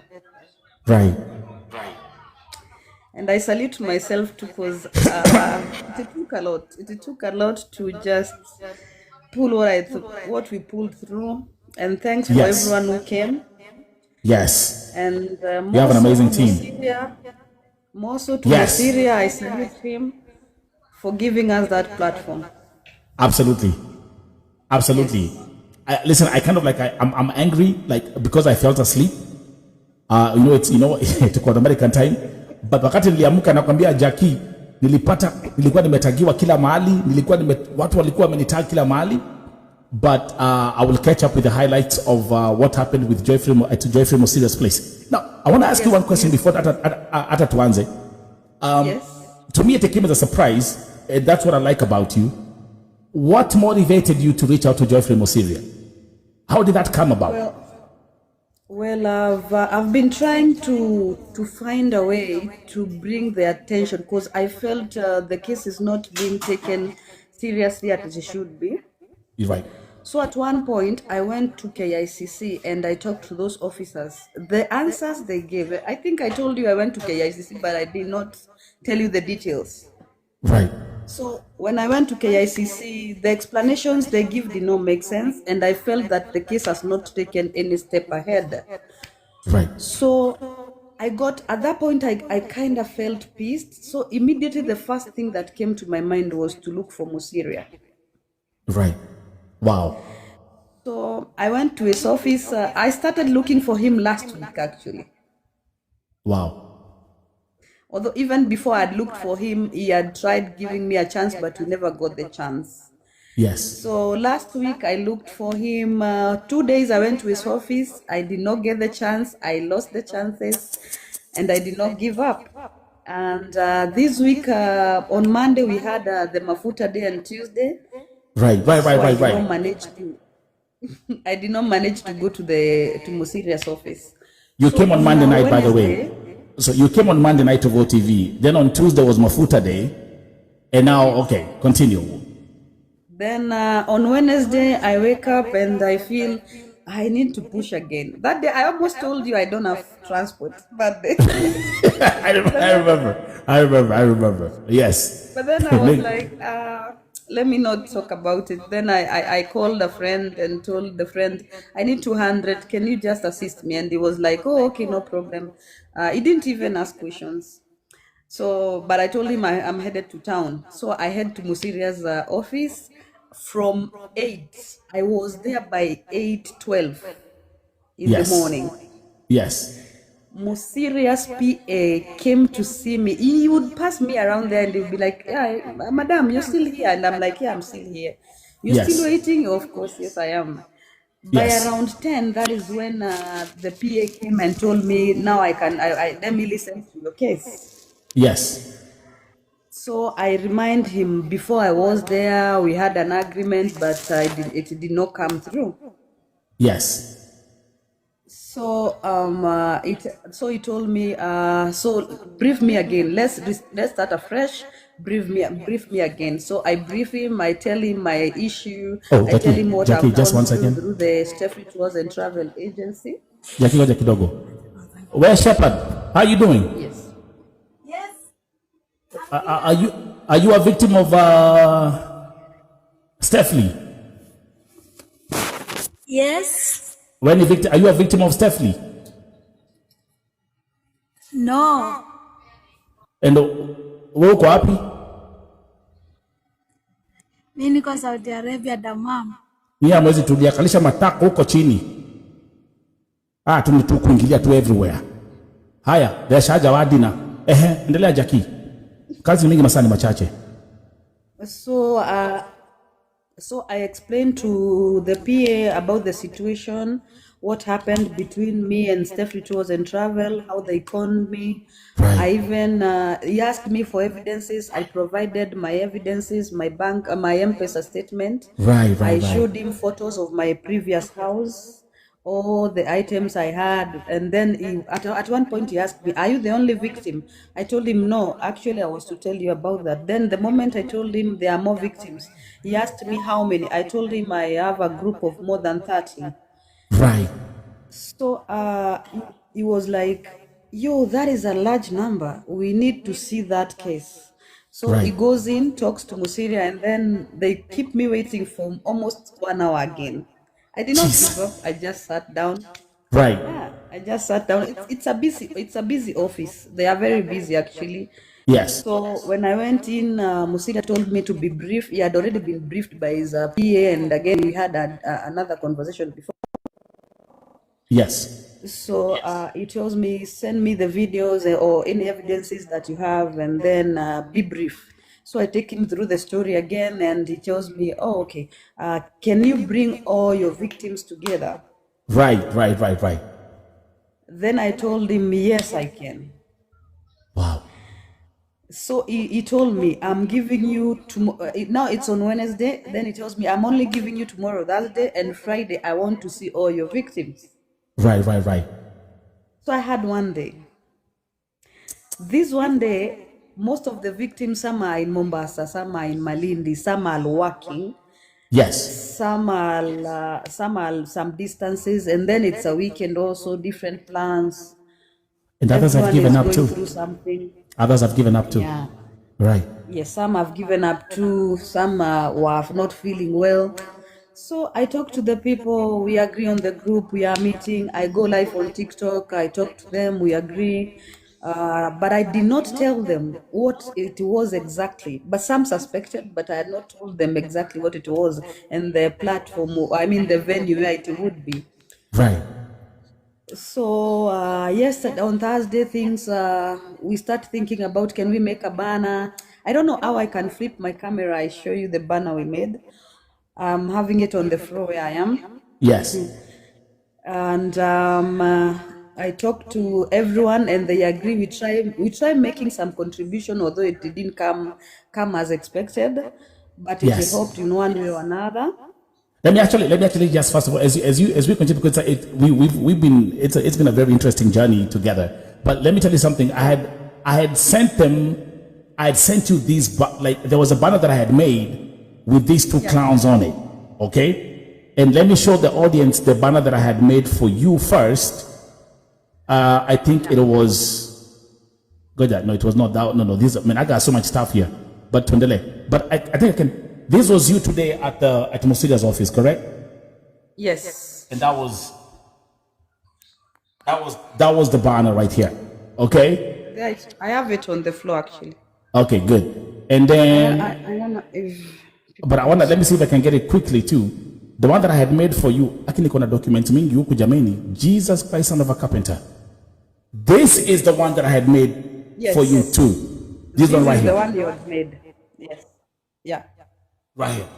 Now, And things you, changed to and let me see. It's okay. And now let me see yours. It's fine. Go ahead. Let's just stick with yours. That's the one that you took, which I also like. It's amazing. Yeah, and we had a part whereby we we did shout outs to vote. Oh, I see it. Yes. Thank you very much, man. Thank you. Shout out to Vote TV, YouTube, and Vote. Yeah, thank you very much. Thank you. Thank you. And some other guy has been also doing some interview for us, Mutugi Wadayo. Mutugi, yes, Mutugi Wadayo. Thank you, thank you, Wadayo. thank you. Yes. Amazing. Fucking amazing. I love it. The reason as to why we came up with this one was we felt it was a little bit, it was visible, and we needed a message directed. The message, we needed a certain message delivered. It's fine. I love it. Jackie, that's your part of Sishino can explain. I love it. I was just trying to see what I can do to help you guys, but I love it. Yeah. Yes. So that is what we came up with, and let me flip my camera back now. Okay. So where was I? Okay. So let's go back to Musiria's office. So here you are now.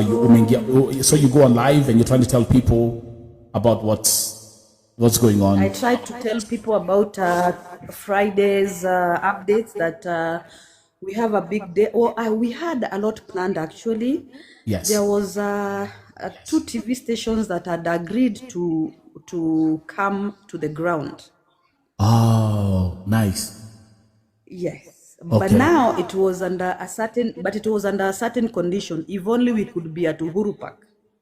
Or maybe okay. Jivanji Gardens. Jivanji Gardens. Okay. Gotcha. Now, when we went today, when we went to Musiria's office, before we went, we were a few people. Actually, there was a point I had almost panicked, thinking that people would not turn up, because by around 10 we were only 3. Oof. So I was tense. I was making calls. I was calling everyone. I was panicking. And I was with a lady called Purity. Purity, shout outs, Purity Chepkemoi. She was there with me. She came so early. Wow. So she kept telling me, don't panic. Everyone will come. So Musiria calls by around 10:30. He calls the first call. And I pick. And at first I lied. I told him we are around 10, but we were only 3. Sheesh. So that at that point I am shaking, and I've given Musiria up to 11. That means by 11 we should be at the venue, that is Uhuru Park. Right. Because the expectation of the turn up was 25 and above. Right. Now So you're now only 3 I'm people. here. I'm here. We are 3. It's me, Chepkemoi, and Moses. Moses was not exactly with us, but he was within town. Right. An amazing guy. So practically we are 2. Shit. So I try calling, and around 10:40, some 2 guys came. Wow.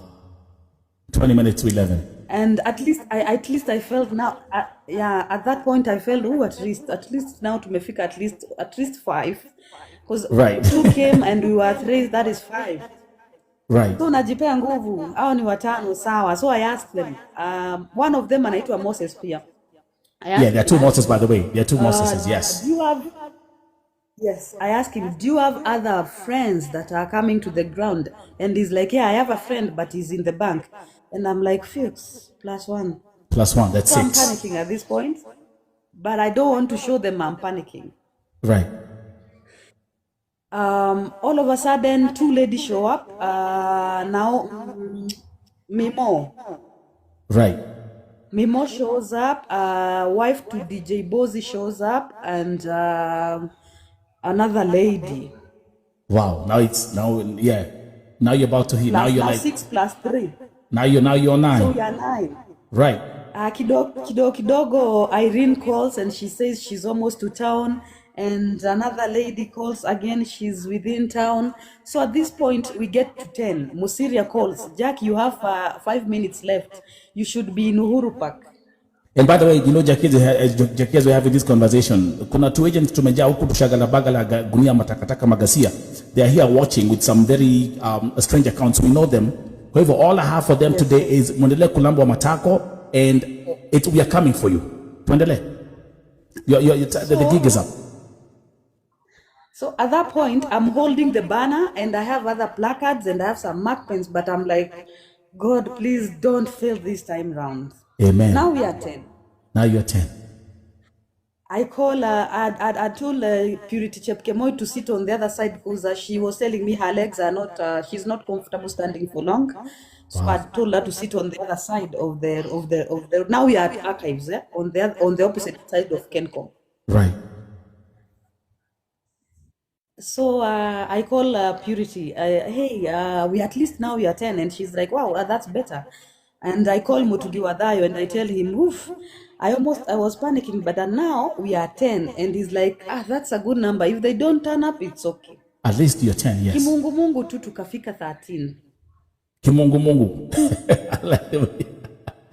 Hiyo kwa sababu ya kumbuka on Monday we were saying Helen alikuwa anapeleka Canada na USA na Germany kimoyo moyo. So now it's kimungu mungu. Okay, that's another one right there. Yeah, so kimungu mungu tu hivyo tukakuwa 13. Right. Now it's 11. Right. Mosiria PS calls.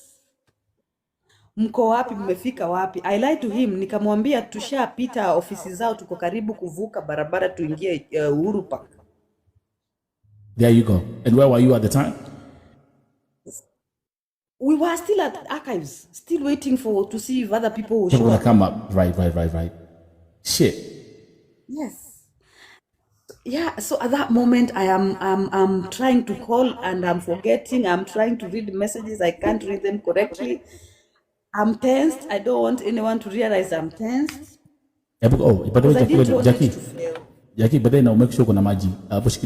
Betty, hi. Hi too. Okay, are you a victim of Stephlee? No, Eileen. Irene Jerry Kife. Yeah. So listen to me. Thank you very much. As we are, Leonie Square, today is the day. All the fake agencies mkuja hapa leo. As we are having this conversation, we have another case that has been reported on Vote TV today. Jackie, pay attention. There's a lady by the name of Irene Njeri Kibe, who has scammed over 40 Kenyans. Let me show you as we move on. Hapa tuna balance, masaa ni machache. Over 40 Kenyans, aliwa promise ya kwamba anawapeleka kazi. Sema, Beti mwambie, nchi gani?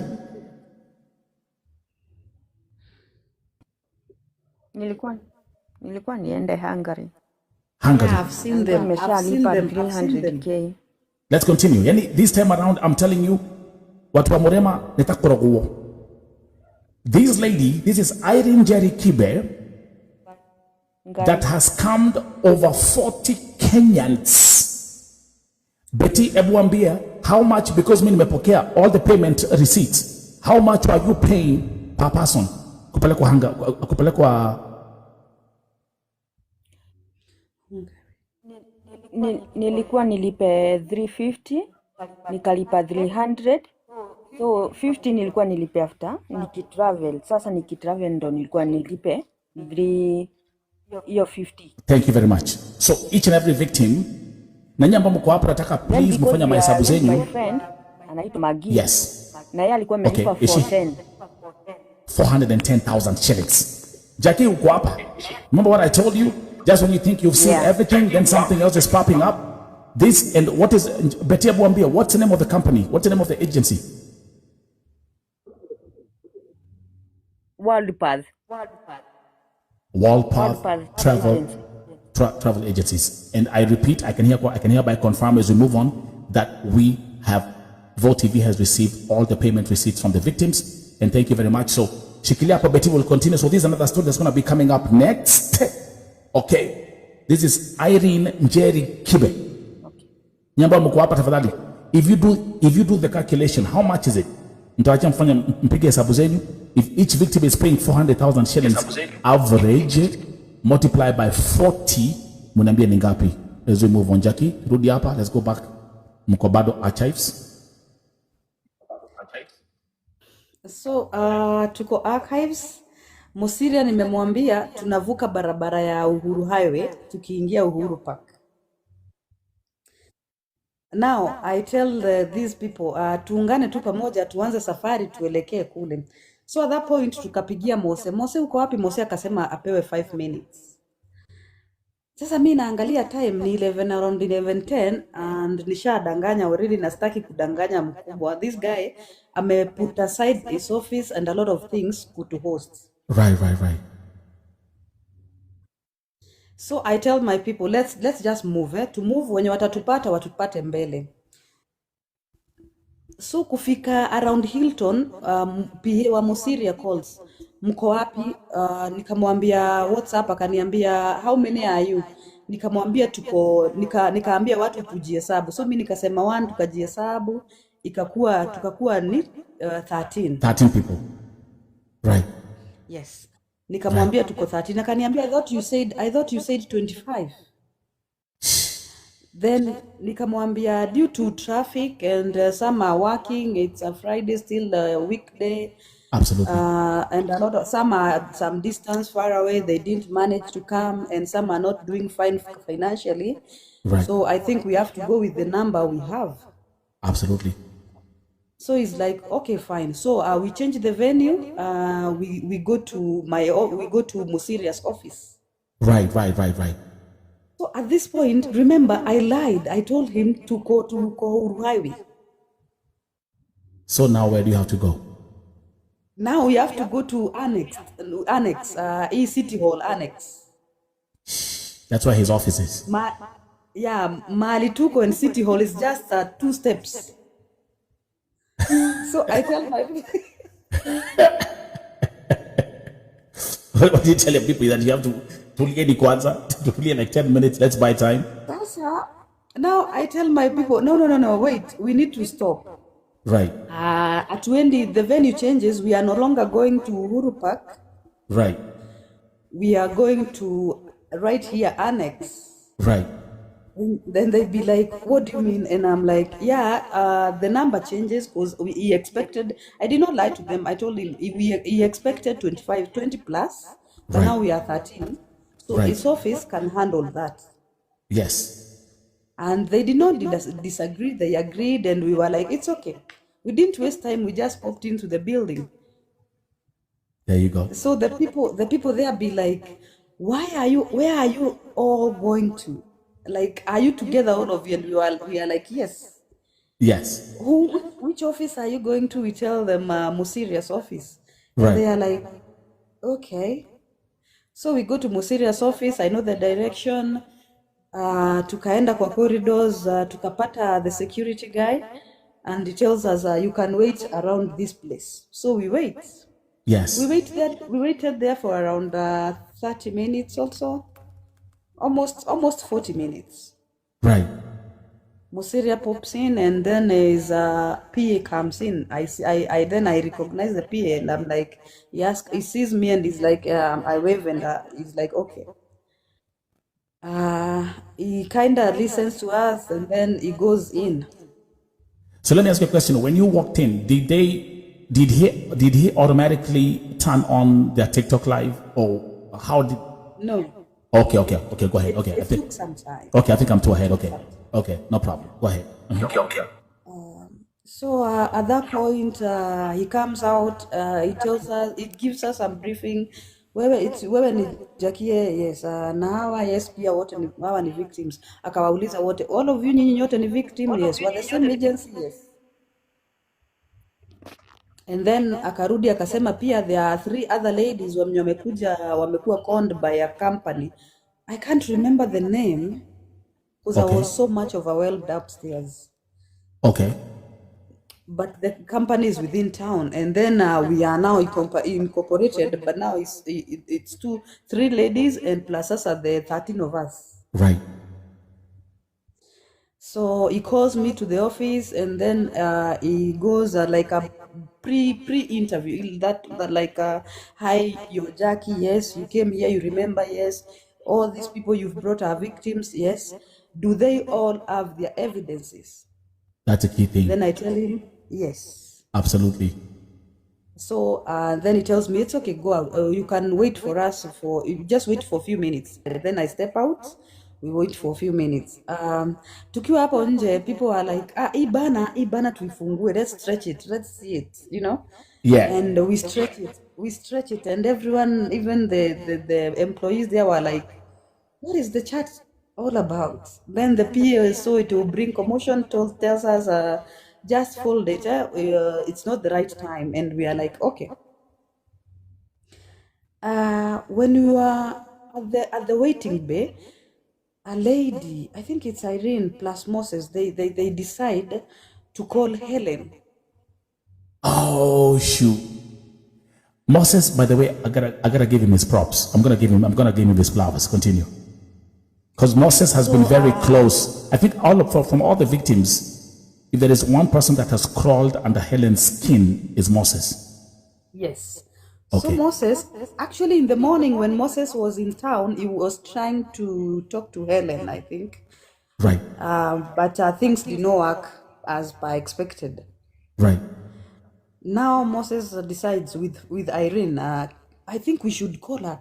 We should tell her to come and talk to us. And we can come up with an agreement from here. Right. And then they are like, yes, and they call. At that moment, I'm holding a mark pen, I'm trying to scribble down something. Then I realize they are calling, and I'm like, you're calling Helen? And they are like, yes. So I'm like, okay, fine, that's good, let her come. And within a few minutes, Helen lands with her son.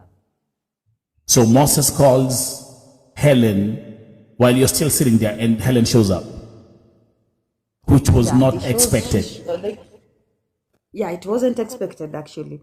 So the PA comes out again, and we inform him that Helen is around and the son, and he's like, oh, that's even better. That's even better. Right. So then we are told all the victims should go in. That's when now we go in, we try, then Musiria tells us, maybe we can have like a sample. I need to have like an idea of how much this lady has conned people. Right. So he takes a pen and a paper, and we tell, what's your name? You say your name and the amount you've been conned, around the 13 of us, and then if you remember any person that had been conned, you just mention them and the amount they were conned. So basically the same thing I did here on day one. The same thing I did here on day one. I was writing all the names, the country and everything. Go ahead. Okay. Fucking amazing. So he writes down, and when he made the total amount, it was around 4 point something. Mine was 4.49. Yeah, his was around 4 point something. I so can't it's the same number. What? So if it's for whatever, still the same range. Yeah. So Musiria talks to us. He tries listening to our stories and how we ended up being conned. Where were we traveling to? Which year did this all start? And it's like now like a normal interview, but yeah. Right. So at one point, then he says, "Okay, now you said the lady ako kwa ground," and the PA says, "Yes, bring her in." Then Helen comes with the son. Oh gosh. Yes. So the son is brought in, Helen is brought in, they are given seats, and now we start the discussion. So the victim, if it's me, I talk about my story, how I got conned and how much, but most of the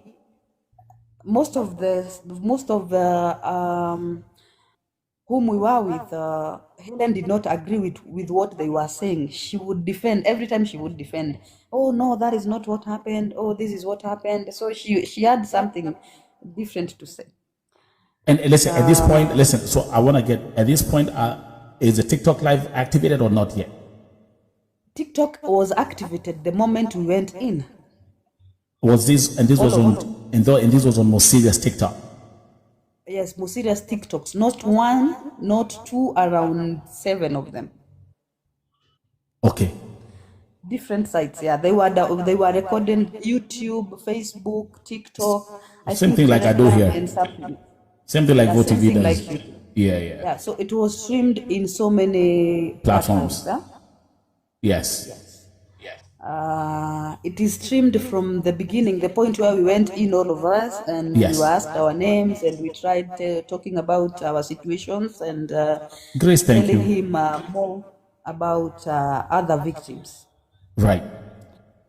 So Ellen comes in, it is still live, and a very heated conversation came in.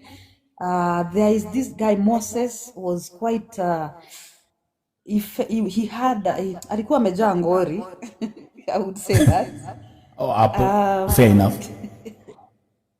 Like it's supposed to be. And there was, and there was at that point, the Liam, the son, is trying to defend themselves. The mother is Helen is trying to defend herself. So it's heated. It's heated. It's give me words, I give you words. Right. Then there was this lady. She was conned 500K, and she was in Turkey. She moved for nothing from Turkey to come to Kenya. Helen had promised her a job in is it in I don't know, in Canada or in US, something close to that. Oh, was it Moses Kamau is here? It's there. It's By the way, hold up. Serious. It was Moses Kamau, right? It's Moses Kamau. Kamau. Doka. Yes, Moses Kamau. Yes, please. Come here, bro. He's here. Mimi naambia ati Moses alikuwa kumwekelea mbari, mimi sijui mbari ni ujezi hizi mashengi za watu wa majenzia tuelewangi. But we'll continue. Alikuwa amejam, ndio maana nimesema alikuwa amejam. Ataongea. He was here on Monday. I'm glad. So you need this. Welcome, Moses Kamau no nyoto mai horera hau. We'll continue. So you say now we are at the point where a lady had been conned 500,000. Yes, 500,000. That lady was working in Turkey already. Yes. Helen told her to come to Kenya so that she can finalize on a process to travel to a different country in the Europe. Right. So the lady left a job. She already had a job in Turkey, but came for a ghost job with Helen. Jesus Christ. Yes, that is last year.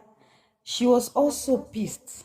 Alikuwa pia I would feel her deep. I would be like, hata mimi nilikuwa na feel cause tell me why nitatoka job then nikuje for a ghost job, hakuna kazi.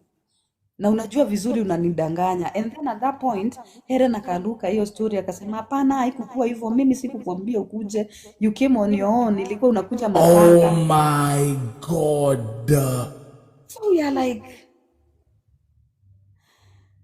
did I listen, when I was analyzing, when we were having the first interview, when you came here on Monday, do you remember me telling you she's a narcissist and she's a psychopath?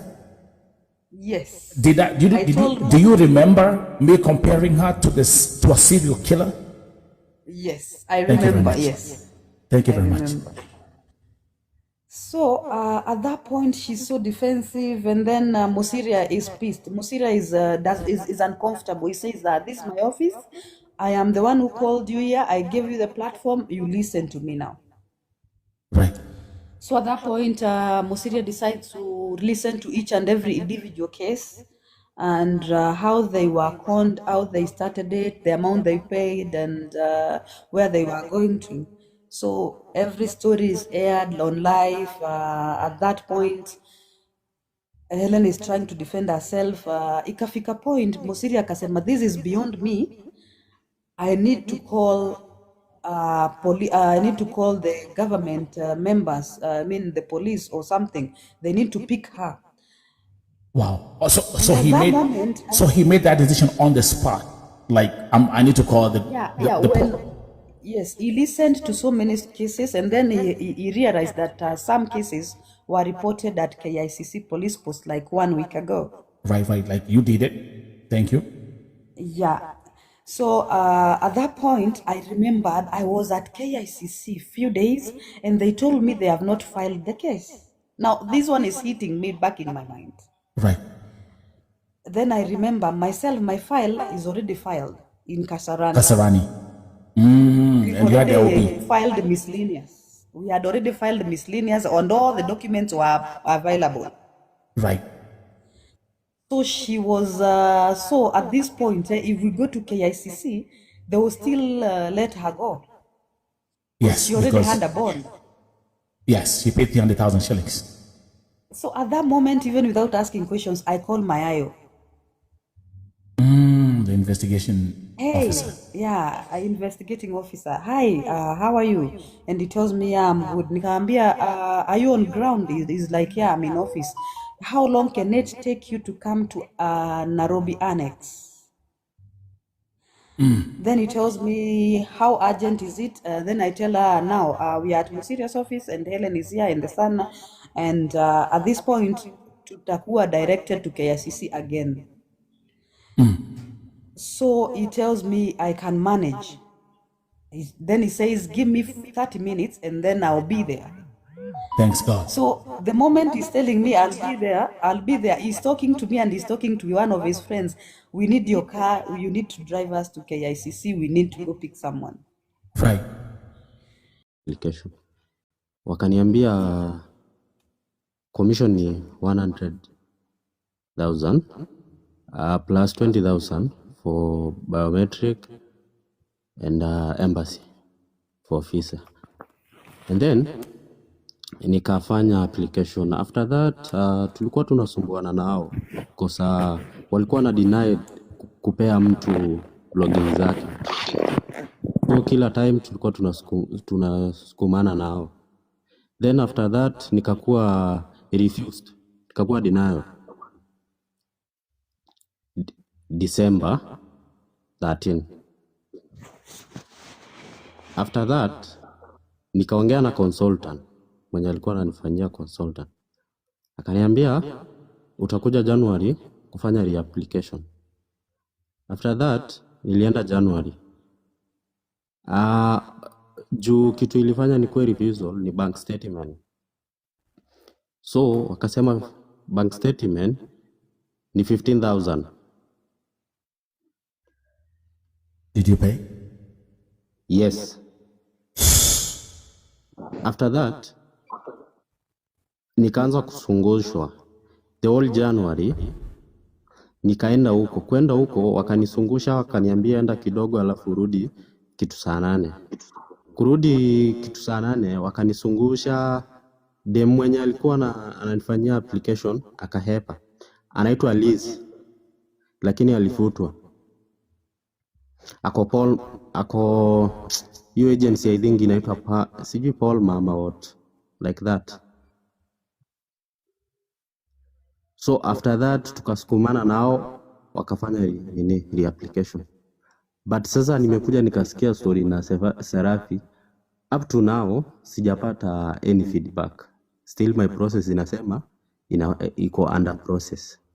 But nikijaribu kuwaitisha login zangu wanakataa nazo. Na kitu ingine imenishangaza ni huyo dem mwenye mnasema ni CEO. Leo mchana aliingia live and then akasema awasemanki ati first walikuwa wanaambia watu ukilipa 100,000 utakuwa sponsored na employer. Na sasa hata nikakuja nikashangaa yenyewe sisi wenyewe ndio wajinga juu. Unawezaje enda kufanya kazi na visit visa? So that girl akasema hakuna story na kulipua flight na accommodation, ni wewe mwenyewe unajilipia. But consultant wao wanasemanga you pay 100 and it is partially sponsored.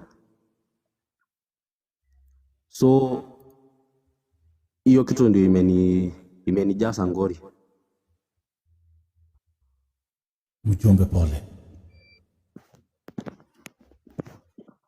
Mjumbe, you are very, kwa sababu kumbuka wakati Diana alikuwa hapa jana usiku, so I was playing the live stream.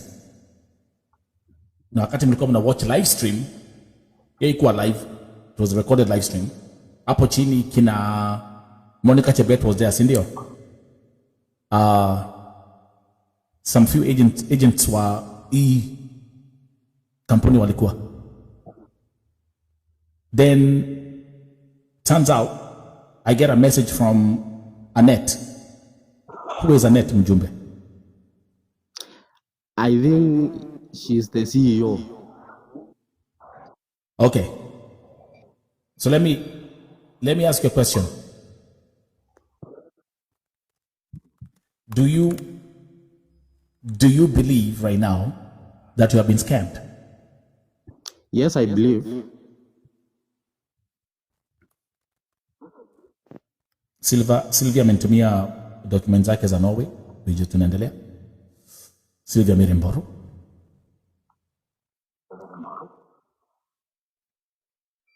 Na wewe ukiangalia,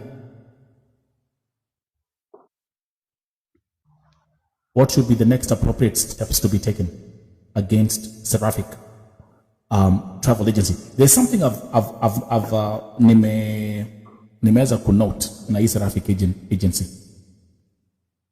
They get an agent, anapeleka mojinga zake, akisha tapeli, then anatolewa, she switched. They bring another one. Then the same thing happens. They have this new thing, they have this tendency of firing people who they claim are rude to their clients.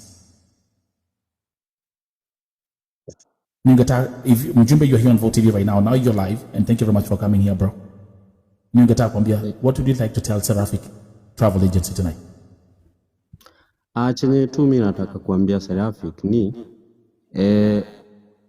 kuna mtu kama Kamelita tulijuana na yeye na alini text after kujua mimi ni client wa Seraphic, na Kamelita akaniambianga these people are very scammers. Mimi nikakataa kumsikiza Kamelita.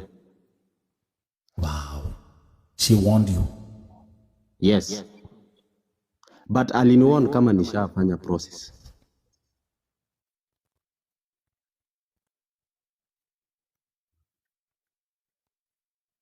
Continue. So after that, mi kitu nataka tu kuambia Seraphic ni warudishie tu watu wenye wamewascam ni pesa zao. Yeah. Juu sasa no need ya kusumbuana, no need ya kukuja kuharibiana majina hapa. Juu mimi sikuwahi fikiria ndaiongea na 4 TV. Right.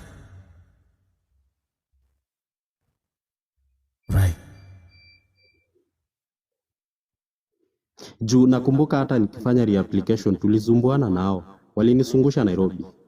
My brother is a OCPD in Rongai. So akwa nia. So nikamweleza historia. Akaniambia wewe ningoje tao nikuje twende Seraphic. Mimi nikamwambia okay, washanishughulikia. Nikasema wacha nisiaibu, wacha niwape time. So after that nikuwa kwa gari nikirudi Nakuru, kuna dem alini text anaitwa Beth.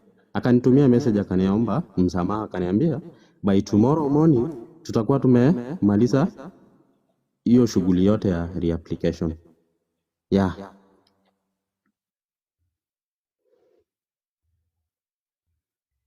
Jesus Christ, son of a carpenter.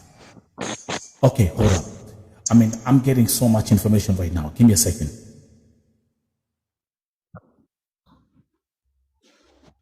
Allow me to switch. Let me come here first.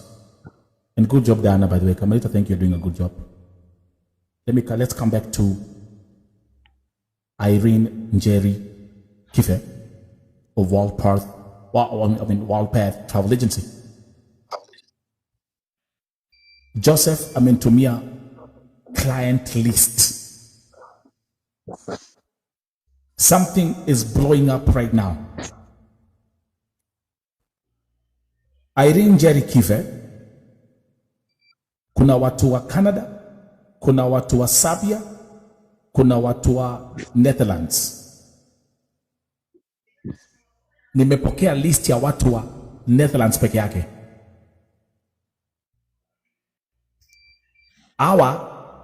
Wambui, you're going to be shocked. Hii list ya watu wa Netherlands, it's more than 40 people. What? Excluding you. Hey, tunaweza kuwa 100. February, Caroline Wangari, Lee Kimani, Marvin Jeroge, Morgan Akogo.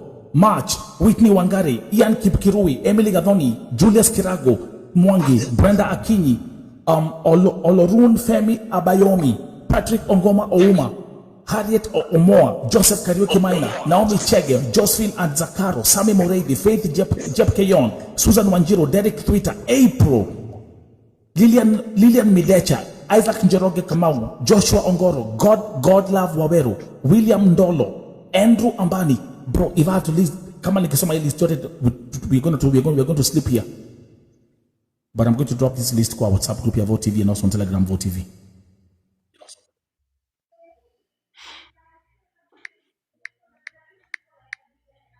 Do you realize Wambui hata kwa hiyo list kuna mtu Nigeria? Jesus Christ, son of a carpenter. Okay.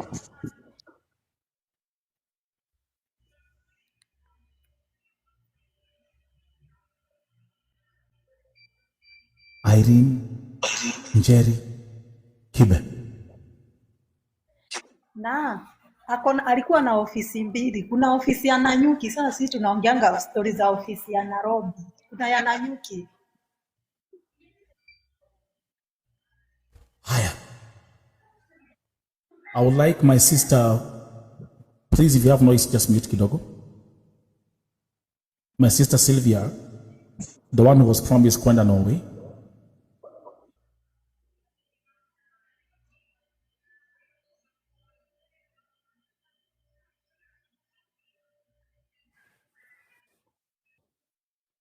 Bro, my phone is blowing up right now.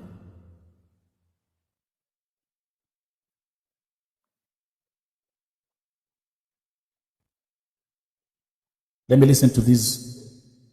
I've received all the evidence from Sylvia. Let me listen to the audio recording here.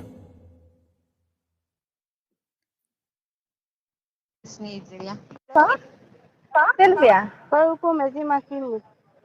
Ati nilikuwa nimezima simu? Lakini si unajua wewe siwezi kuzimia wewe, siwezi kuzima simu sababu yako. 5:30 simefika, nimekupatia hadi 30 minutes juu. Ati umenipea 30 minutes juu? Si ulikuwa umesema by 5. Wacha anaweka na kuwekea. Hata tuko na Lois hapa, hebu muulize ndio tunagoja. Mimi hebu akuongelesha ili uniamini sababu maybe mimi story tu za mtu nataka tu nimalizane kaa nimeondokea. Hadi niliambia dad hivyo, si ati nikukata na kata. Si tuliongea hadi na your dad. It's okay but ile tu mimi ulikuwa umeniambia 5. So mimi nikadhania hizi 30 minutes za juu nikupatie kuongea. Ndio kurahisia jira. Uko gano? Ekeduka nidia. Haya, nitokwalia. Haya. Hello. Atirere. Reke njikire rogo kirire. Sawa. Wanakuwekea saa ngapi? Imagine Yani hebu sikia kupangwa. Ndio naambia guys, there is a way Kikuyu wakiongea hii Kikuyu when they are scamming you in Kikuyu language, it slaps different. Ndeke wetere ngwikirire njikirire uwo bikirire mbia chichia sikiza hapa kware. Hata ndio tulikuwa tuko ofisi ndio nilikuwa na ngoja sababu kuna kitu nilikuwa naenda. Taki sasa wanipitishie. Wako? Dia dao hetokirio mothe na sasa tulikuwa like the last day. Sasa kesho tutakuwa tunaongea story nyingine. Aterere. Sawa na nikutitira alafu tugakwire no na ndashigi kosimo 7%. In case of mteja na ngukufurire ndakinya nyumba wamenyo sawa thimo 7%. Hai thimo 7%. Matako zetu thimo 7%. Something is happening here in real time. As I'm talking to you right now, I've also received another group who was telling me victims from Seraphic criminal. Victims from Seraphic travel agency. Criminal Annette, Joyce Wamboi Wanjiko. And as we're having this conversation, group iko kwa WhatsApp group conference call. I had seen this lady, Akwape Dolphin.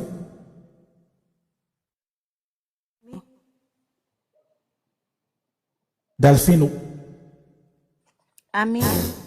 Ongea, my sister. So actually, no, just open your camera, Mama. Don't be afraid. I want to listen to this. So do you realize, I think that's why Annette alikuwa jaribu kuni inbox kwa TikTok to sweet talk me ati ni delete the videos of Seraphic to listen to their story because they all knew this thing is gonna blow up. Is it making any sense? Is it making sense to all the viewers here? By the way, I'll play you everything. She was trying to convince me, oh, listen to our side of our story, and can you please delete the video and we can figure this thing out. They were promising Diana, who's here, Carmelita, they were convincing her by the end of the day, utakuwa umetengeneza maneno yako. Let me ask Diana. Diana, have you received any penny today? No. The answer is no. Let me tell you something. If there is one thing that I never do as Vo TV, I never sell my soul. And number two, I never sign a deal with the devil. Let's welcome my sister Delphine, who is also a victim of Seraphic agency. Jesus, Delphine, talk to us. Yes. Tuongeleshe mama. Jesus. Pia mimi nilienda kuapply kufanya application last December. Yeah. Mwenye alikuwa consultant wangu alikuwa Boina.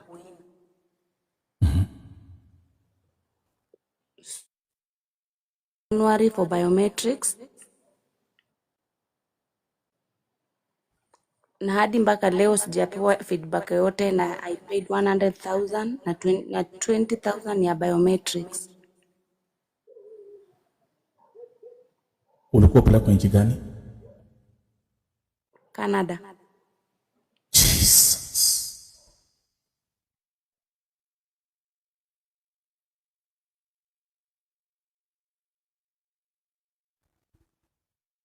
Another Canada victim. Dafini umehang. Hello?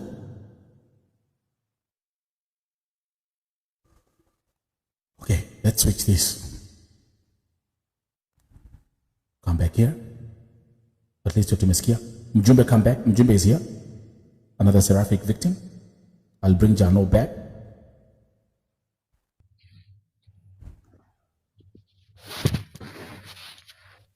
Hello. There is someone who keeps on asking this question, me included. Munaingia easy box za wakora aje hivi. Can someone explain, do they have like super convincing powers? How do you find yourself paying this money? Mtu kama wewe mjumbe ulikuwa Diana told you. Kamelita alikwambia they are fraudsters, lakini you still went ahead and gave them their money. Nini inafanya mtu aingie kwa box hivyo haraka haraka?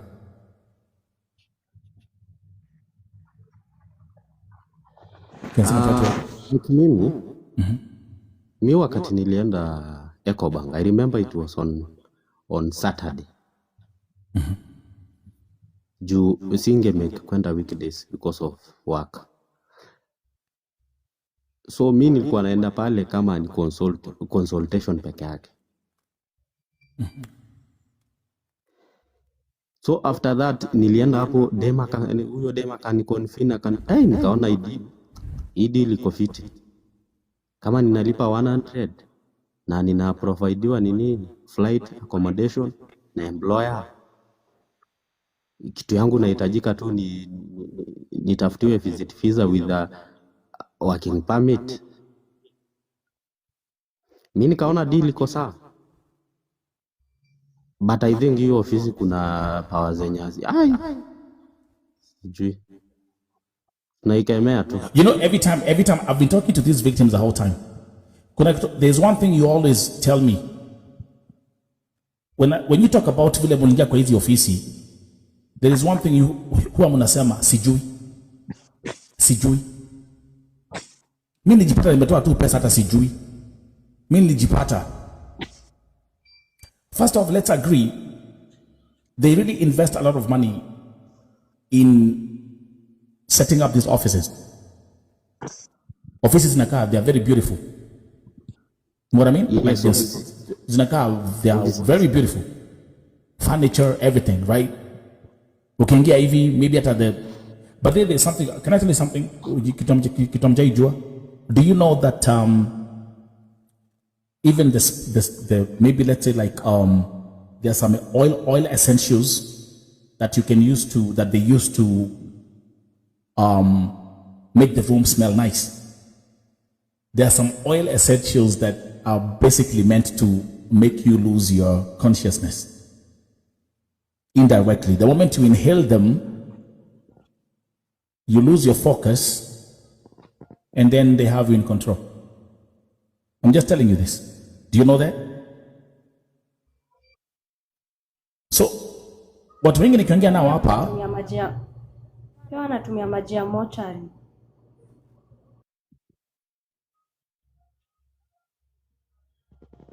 ati maji ya nini, Princess? Maji ya mochari? Sorry. Maji ya mochari inafanya inadu nini? So wanamwaga kwa mlango, ukifika hapo ukinunaambia uwezi kataa.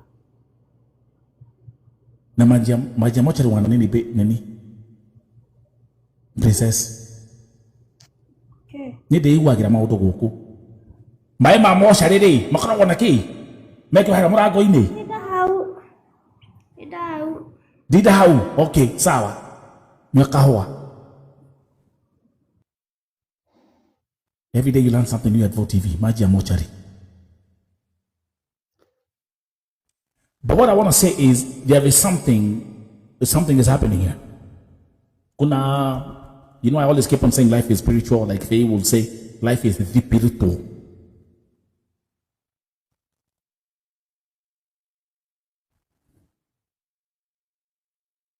And they have some very beautiful women too. They got some nice looking girls, man. You know what I mean? Like if I look at these girls are fuckable.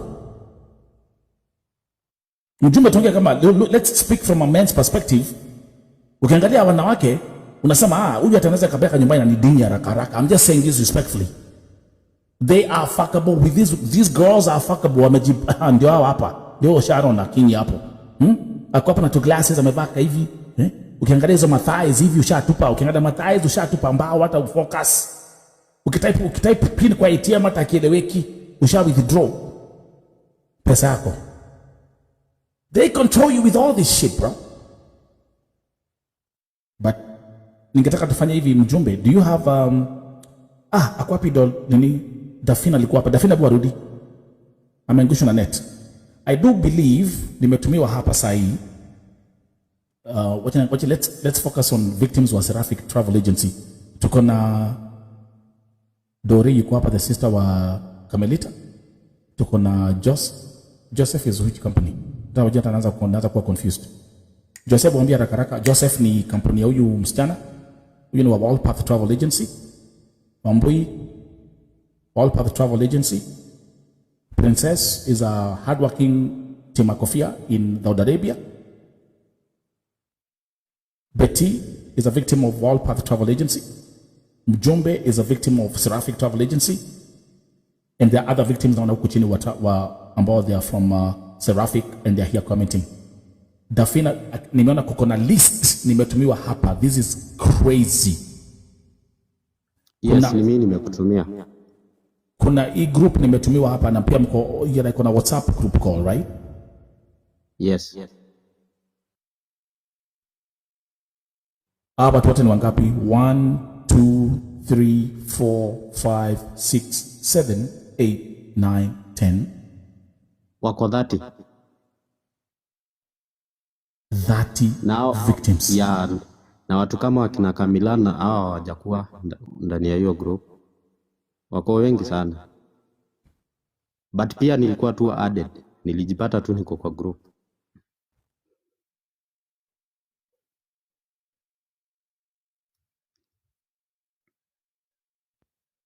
Na wote ni wa Canada.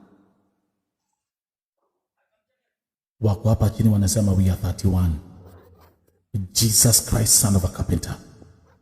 Yes, kuna huyu dem anaitwa Mary.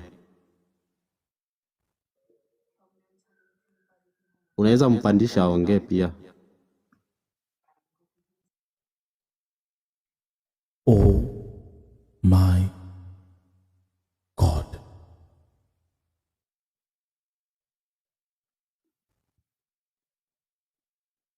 Julie Nelson, I keep on saying your name because I cannot miss you because you have my last name. Julie Nelson. Ulikuwa umetuma request pia. Can you send a request? I'm going to bring you. Because we are going between Seraphic Travel Agency, Wildpad Travel Agency, and which other one? There's one more. Stephlee Tours and Travel. So I like the way we are packaging everything together. And then kuna ingine imetajwa hapa na huyu msichana who's still sending me more evidence. Mary.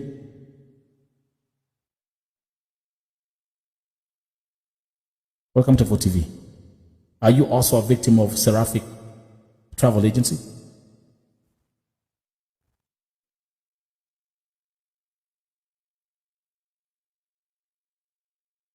Songe mama. Now what in Canada, mjumbe, what in Canada? All these victims are Canada. Yes, hiyo group yote ni ya watu wa Canada.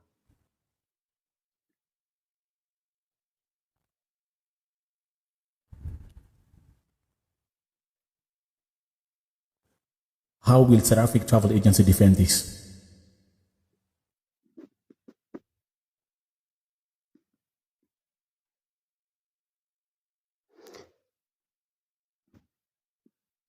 Itawasaidia ni wangangane tu wapeleke watu. Hiyo tu ndio defense yao ya mwisho. But if you're willing to be, lakini bro, kama mnagojea mpelekwe Canada, all these people who are here and the stories they have been telling you, yani mtagojea mpaka Yesu arudi.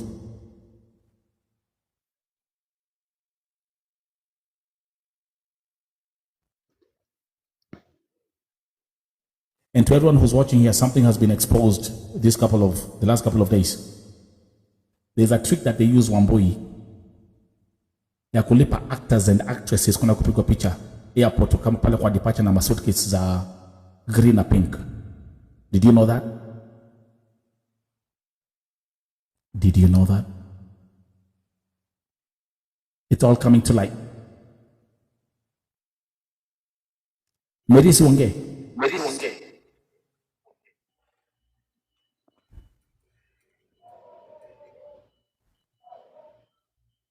Mary.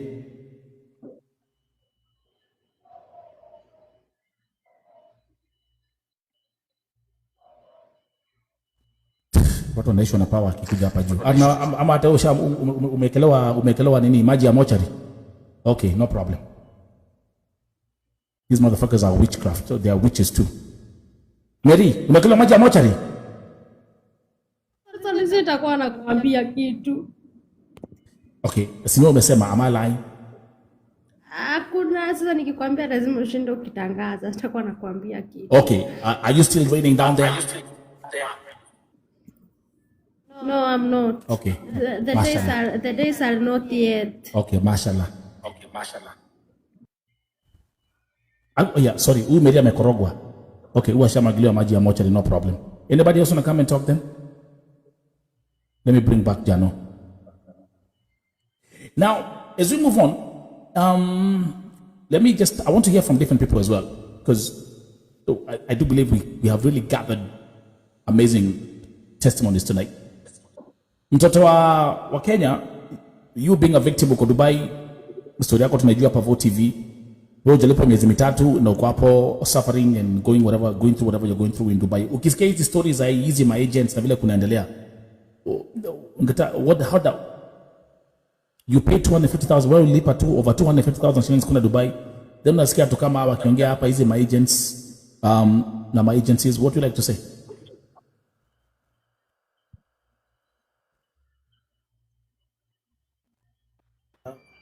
Naweza penda kusema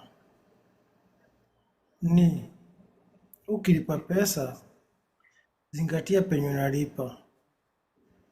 Pesa ya cash hiyo hizi fuatilika, but yenye imewekwa kwa account iko na more evidence. So and so deposited this amount to this account. Hiyo inaweza fuatilika.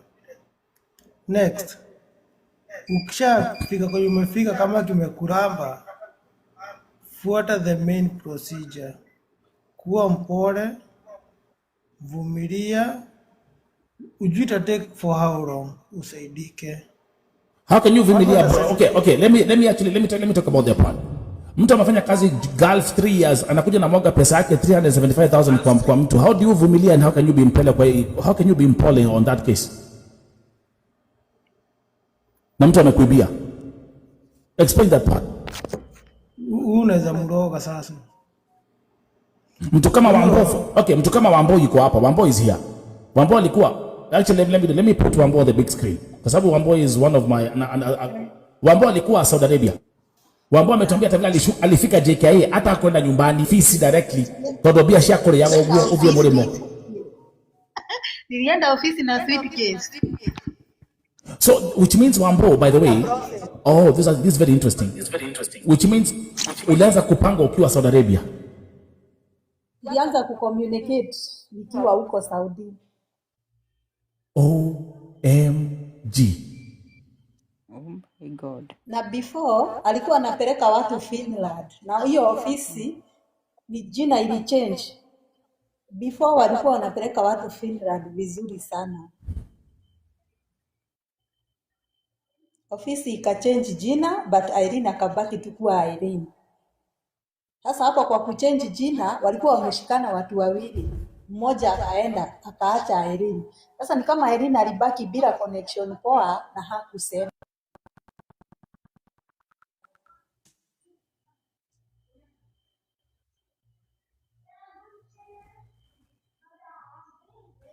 Can I just, I'm gonna, because there's some information that is coming to me right now that is mind blowing.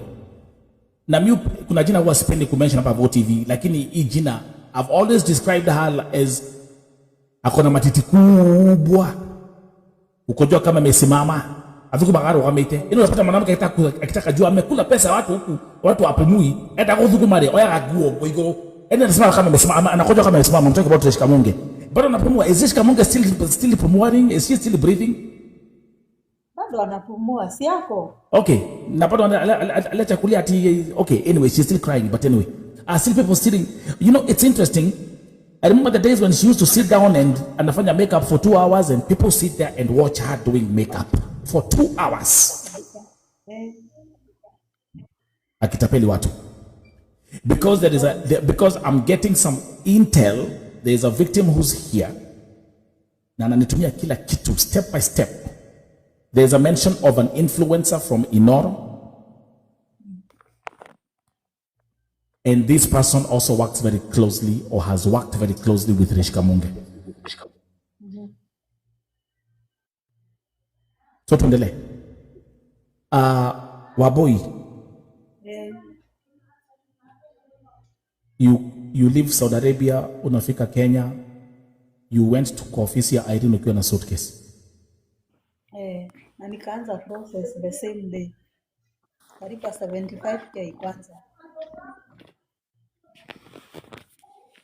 Later ilikuwa itumwe ndio nitumiwe work permit ni sign. Wenye work permit ilikuja nikapigiwa simu, kuja work permit imetoka, Sasa ulipe ndio tugoje visa yako within 2 months.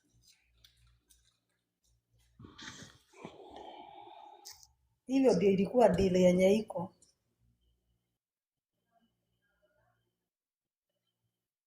Jesus. Tukafuatilia after miezi kama 6 ndio tulikuja ku notice akasema Hungary imefungwa, to change atuchejia tupeleke Serbia. Na tukaona bado ni vizuri. Na even hata sio kutupeleka, si hata alituambia amesha apply. Timothy ndiye alisema tulikuwa tumuuliza mnataka Hungary ama wapi, lakini yeye mwenyewe anatuambia nishamu apply ya Serbia. Yani Betty, so yeye venye anatuambia it is not the same venye mtu wake wa kazi anatuambia, unaona? Hapo ndo saa tulianza ku notice hapa kuna kitu yenye inaendelea. Saa kufuatilia hadi akisikia tuko ofisi Magina Wambo wako huku, atasema nitakuja saa 10 hadi saa 12 itafika tukiwa huko na hawezi kuja.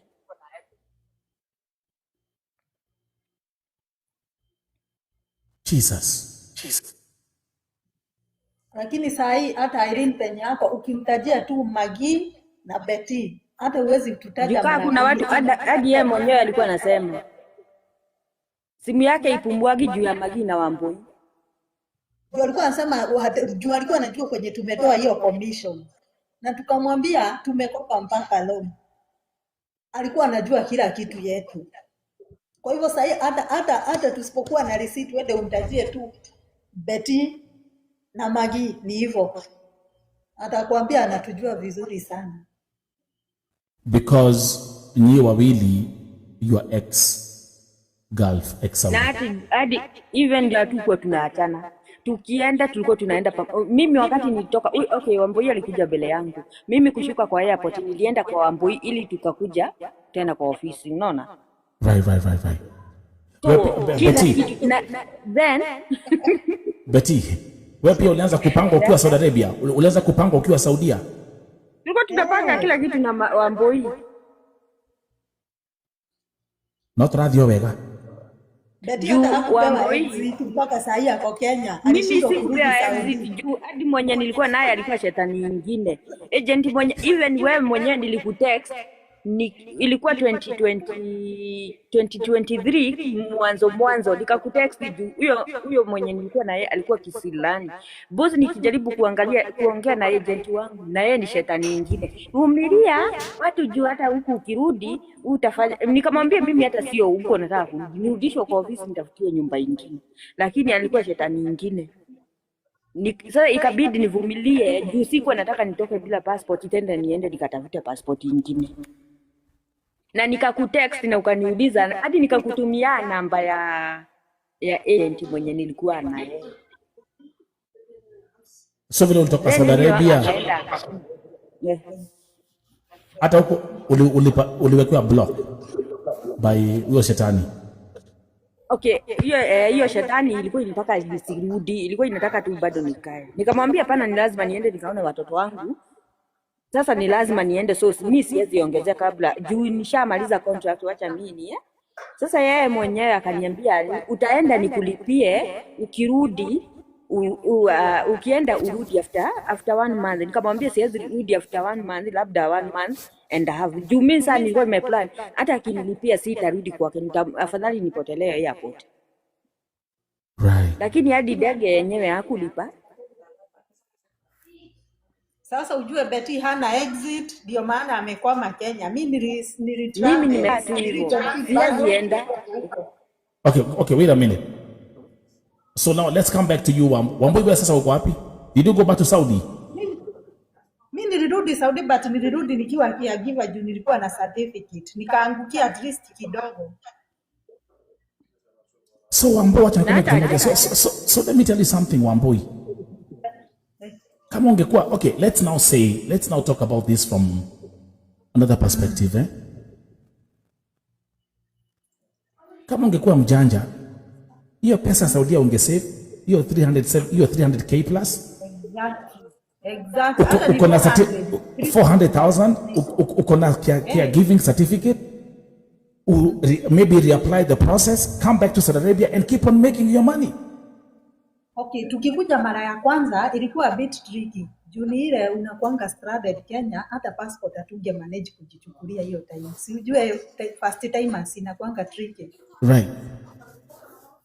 But sasa second time sasa venye niliona tumefail, nilitafuta certificate na nikapata tu kazi, hata kama ni home based. Siwezi compare na ile ya nyumba sasa.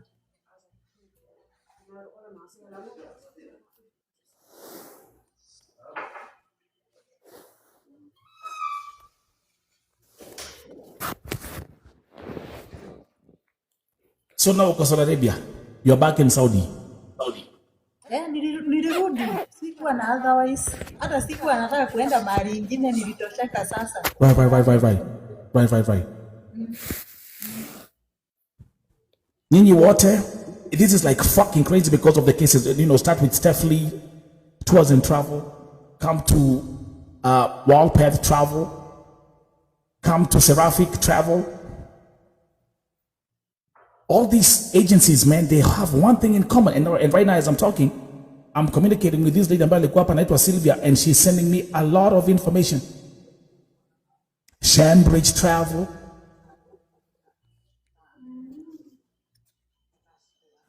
She was to travel to, she was to be taken to Norway. Sylvia Mirimora. Jesus Christ as the son of a carpenter. If you're here, if you have been watching this episode tonight, I hope you have been here with a pen and a piece of paper. These people, they are shameless. Kama kuna kitu imeniuma, and they are both here, ni machozi ya Mama Diana. Imeniuma. Imeniuma. The tears of Mama Diana. The husband died. Baba Diana gone because of the pressure alikuwa anapata.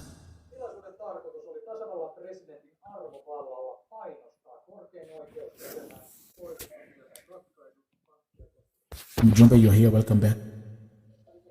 Nipandisha nani? Toto wako wapi? Toto tuma request. I mean, today I think you all should be. By the way, where Mrs. Mignon, where is your pen? Uko na kalamu na karatasi?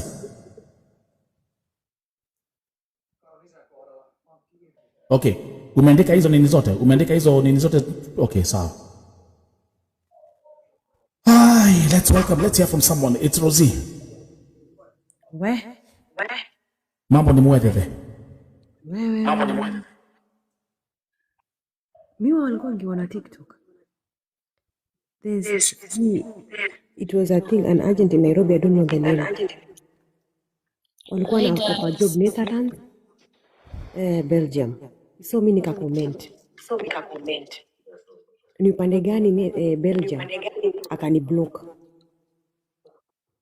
Toto, welcome. Asante. I always say, kama unatafuta kazi, kama huyo ambaye uko na certificate ya nursing, enda kwa embassy. I always say, kuna siku pia nilifungua live. Unatafuta kazi Europe, enda kwa embassy. If you're looking to work in Canada, go to the embassy of Canada, kwa website. Uangalie. Kama Ujerumani sahi, ilikuwa I think 3 years ago, ama 2 years ago, walikuwa na job opportunity. Walikuwa wanataka watu wa Kenya uapply. Ukiwa through Kenya, they had a card called 1 year chance card. Una-apply through kwa site ya embassy. And then wanafanya tu step by step online. And then when you are qualified, wanakuleta Ujerumani. The only advice, guys, I'll give you, mtu akikwambia kuna job opportunity Belgium, unaambia ni which company, akupatie details. Siku hizi kuna Google, kuna ChatGPT, unajitafutia mwenyewe, una Google. Hata kama hata haujui, unajua kuna mtu anatoka kwa hiyo nchi. Hebu niangalie unatoka hiyo nchi ya Belgium. kuna kampuni fulani na fulani wanataka watu, uliza. Because saizi, let me say, mtu asikudanganya ati Belgium kuna job opportunity. Sasa Europe maisha imekuwa magumu na kupata kazi it's difficult. Kama ni caregiver, I know Belgium wanataka watu caregiver, but there's a right way. They don't use agent. Huwa wako na special set zao, unaenda unafanya mwenyewe step by step. Let's do Poleni this. sana, poleni sana. That's the only thing nitawaambia, poleni sana. Let's bring another. Maisha ni magumu, you are looking for opportunities. I understand you, and I never judge anybody. Poleni sana. This is fucking crazy.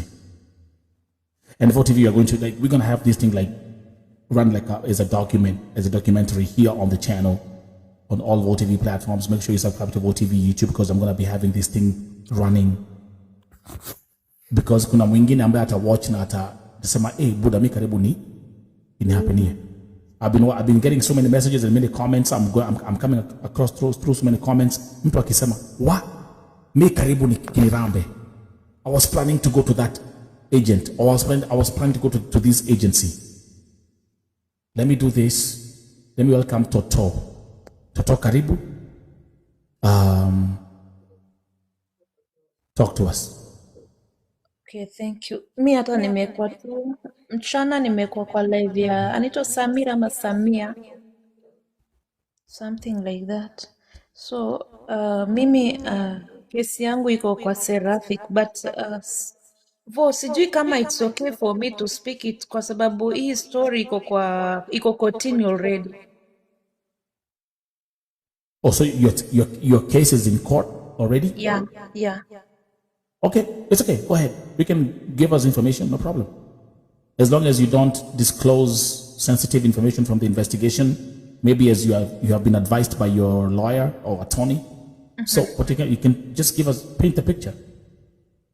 For example, sensitive information kama gani? Juu unajua pia naogopa wanaweza tumia that against me. So you know them. Okay, so let's do this. Mm-hmm. There's nothing to fear listen, in God's kingdom there's nothing like fear. Mm-hmm. But your case is in court right now? Yeah. Okay, na ilikuwa and so just make it brief. How much did you pay them? I paid first nililipa biometric 21,000. Nikakuja reapply nikalipa 10,000. Commission nikawapea 100,000. Na ulikuwa pelekwe nchi gani? Canada. Yeah. God damn. Let me ask you a question, Toto. Did you know while you are paying all this money, did you know that they are not registered? Okay, let me just speak it out. Huh? Let me just tell you guys. It's okay. Okay, mimi niliapply na Seraphic last year. Ilikuwa around, I think, March. Last year, March. Niliwaona kwa TikTok nini. So mi na marafiki zangu tukawapigia, tukaongea na wao. Mimi nikatuma aunti yangu mwenye anafanya embassy ako Nairobi hapo, juu nilimtrust sana, na my mom. Wakaenda huko wakanipigia simu wakaniambia the office inakaa genuine, wako na ofisi, yani wanakaa watu permanent, si watu wa kuhamahama. So nikamwambia it's okay. Wakasikiza vitu wanaambiwa na hawa kuwa pesa after hapa watarefund nini vitu kaa hizo. Baada hapo mama yangu akaniambia unaweza tuma pesa waanze process, it's okay. Tukamalizana, it's okay. Nikatumia mama pesa, nikamwambia wewe ulipe, ndio kama pesa itaogelea uko karibu utafuata. Jumisi huko mimi niko Qatar. So nikaambia hawa na mambo na papers itakuwa aje documents. Wakaniambia utatuma kwa simu, na nikasema anyway nowadays vitu ni digital, it's okay. So mamangu akamalizana na hawa, akarudi home, tukaanza process vizuri. So tukamaliza. Juu nilikuwa na vitu ready. Yani documents zangu niko naye kwa simu ready. Right. So nikangojea ikamaliza around sijui ni 7 months. Wakanitumia hiyo nini denial ya kwanza. Nikauliza shida inaweza kuwa ni nini sasa? Juu aliniambia denial it's normal, haina shida, bora hujapewa ban. Nikamwambia it's okay. Nikamwambia sasa what's the next step? Wakaniambia kitu utafanya juu sasa pesa hizi refundiwa, maybe you do a reapplication. Na most probably when you reapply watu upatanga. Nikamwambia ni sawa tu. So tukafanya reapplication tena. Akaniambia ongezea family, juu ilikuwa family ties. Nikamwambia so family ties ni nini na nini? Akaniambia I think ni pesa uliweka kidogo ama familia. Nikamwambia sawa. Ya kwanza nilikuwa nimeweka 6 million ya my uncle. Ya pili nikaweka ya the same my uncle. Nikamweka niliweka 7 ama 9 million. I think. Na ujue zote zilikuwa na affidavit. Alienda akaswear, yani ni legit kila kitu. Mpaka tukawekea kodi ya kufuatilia pesa kama iko ama hakuna kwa bank. Nilitumia barua kila kitu. Nikatuma tena na watoto, nikaongezea cousins wangu nini. Je, hiyo family ties aliniambia. Nikawatumia waka-reapply. Akaniambia tuma 10,000 juu hiyo ni ya embassy fee. Nikawatuma. Aliniambia 11,000. Nikamtumanishia kwa M-Pesa. Baada hapo akanitumia receipt ya 10,000. Nikasema it's okay. Nikakaa sasa communication yao na yangu after hii reapplication ikaanza kudidimia. I don't know kama sikujua ni nini. So mimi nilijiwekea nikasema maybe clients wamekuwa wengi kwa sababu wanakuanga live sana. So nikitext, sitaki kusema agent wangu ni nani huyo, specific tu kwa Seraphic for now. So nimekuwa nikimpigia simu, communication iendi vizuri. Nikaenda kwa group yenye ilikuwa imeformiwa, kuna group ya I think 30 people now, 30 people. Nikamwambia mnisaidie namba ya any agent kwa Seraphic ama mwenye hapo. So nikapata namba, kupiga tu hivi, huyo agent wangu ndo akanipigia. I think ni kama hiyo namba iko tu kwa ofisi. Akisikia mtu anaulizwa ndio huyo anakupigia. So nimekuwa tukasukumana na mtext zingine namwambia after 3 weeks maybe namwambia niangalilie portal yangu inasema nini. Anakaa maybe after 4 to 5 days ana respond hiyo message. Anakuambia mwenye consultant ama yani huyu mwenye anafaa kufungua ni mgonjwa.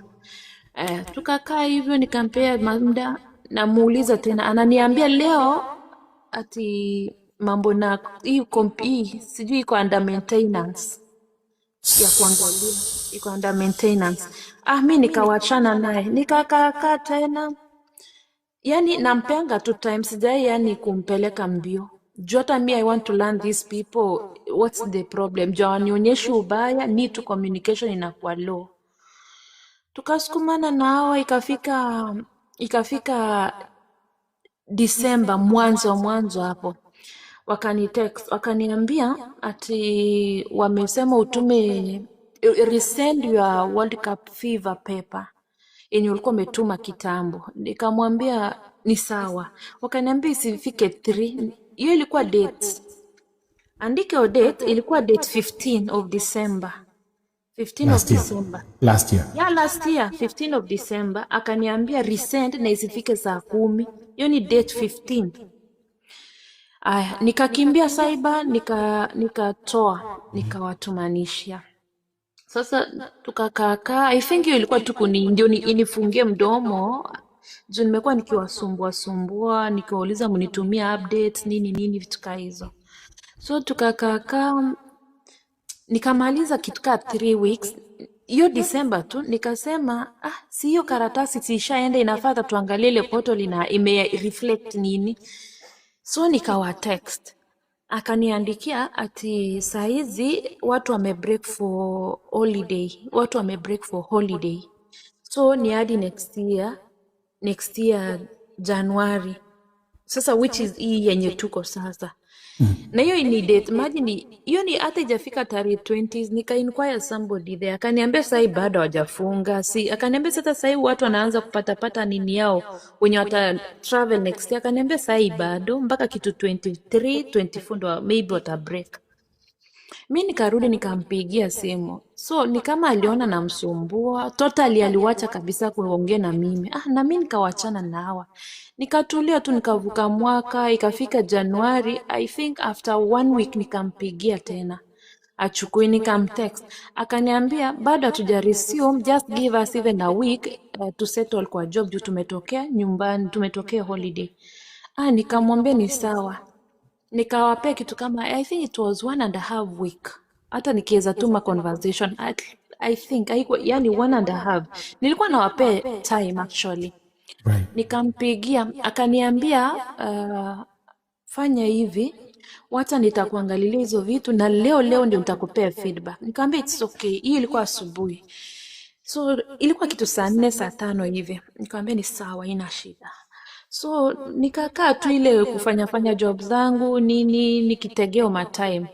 Ikafika kitu saa 8 nikamtext, akaniambia we tulia, nilikupromise nitakutumia feedback juu mko wengi. Akaniambia mko wengi, yani iko loaded juu watu wengi wameangaliliwa portal yao watu wa last year. Nikamwambia ni sawa. Nikafanya job yangu, ikafika kitu 9 ya usiku. Nikamwambia, nikamtext, isichukua simu kimpigia. Nikamtext, akaniambia nimetumiwa hizo vitu, but sasa ni mingi, ngoja nifungue nione alafu niwatumie. Ati ni lazima nione before niwatumie. Nikamwambia si nitumie tu yangu, nikuwa aware mapema ndio best juu nimekuwa so eager. Akaniambia tulia tu nitakutumia. Hiyo ilikuwa 9 usiku. Nikasema acha niingeingie TikTok nikitegea ndio nisilale. Juu hata mimi natamani sana kuona. Nikakaka, ikafika 10 nikampigia achukui, nikamtext achukui. Nikakaka tena, nikarudi kupiga achukui, nikatext aitik 2, nikajua amelala. So mimi sikujudge anything, nikajinyamaza, nikasema maybe hata alibwa na usingizi. Yani hiyo kujijazia bado. Mimi nikajilalia. So nililala, but sasa nilikuwa uncomfortable juu nilitamani sana kuona. So nikalala, nikaamuka 4.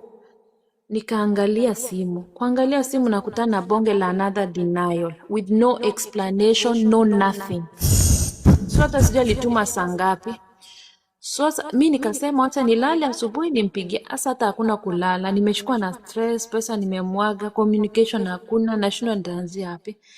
Nikaangalia ile denial yangu, mind you know denial yangu ni ya date 16 of December 16. 15 ndo aliniambia, 15 ndo aliniambia resend. That's why you resend your paper. That's why you say take note of that day. Smart. Yeah. Yes. Sasa denial yangu ni date 16, yani the next day 16 right. Nimeunderstand. Of December. Right. So unaona ile kudidimia hiyo conversation yetu na yeye ilikuwa kwa sababu sijui kama I don't know what hakuwa anaongea na mimi. Sinikwambia ilikuwa inadidimia, ndio nikajua so this is the reason.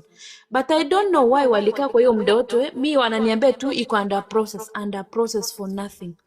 So mimi nikawauliza sasa imekuwa hivi na nimereapply 2 time, itakuwa aje?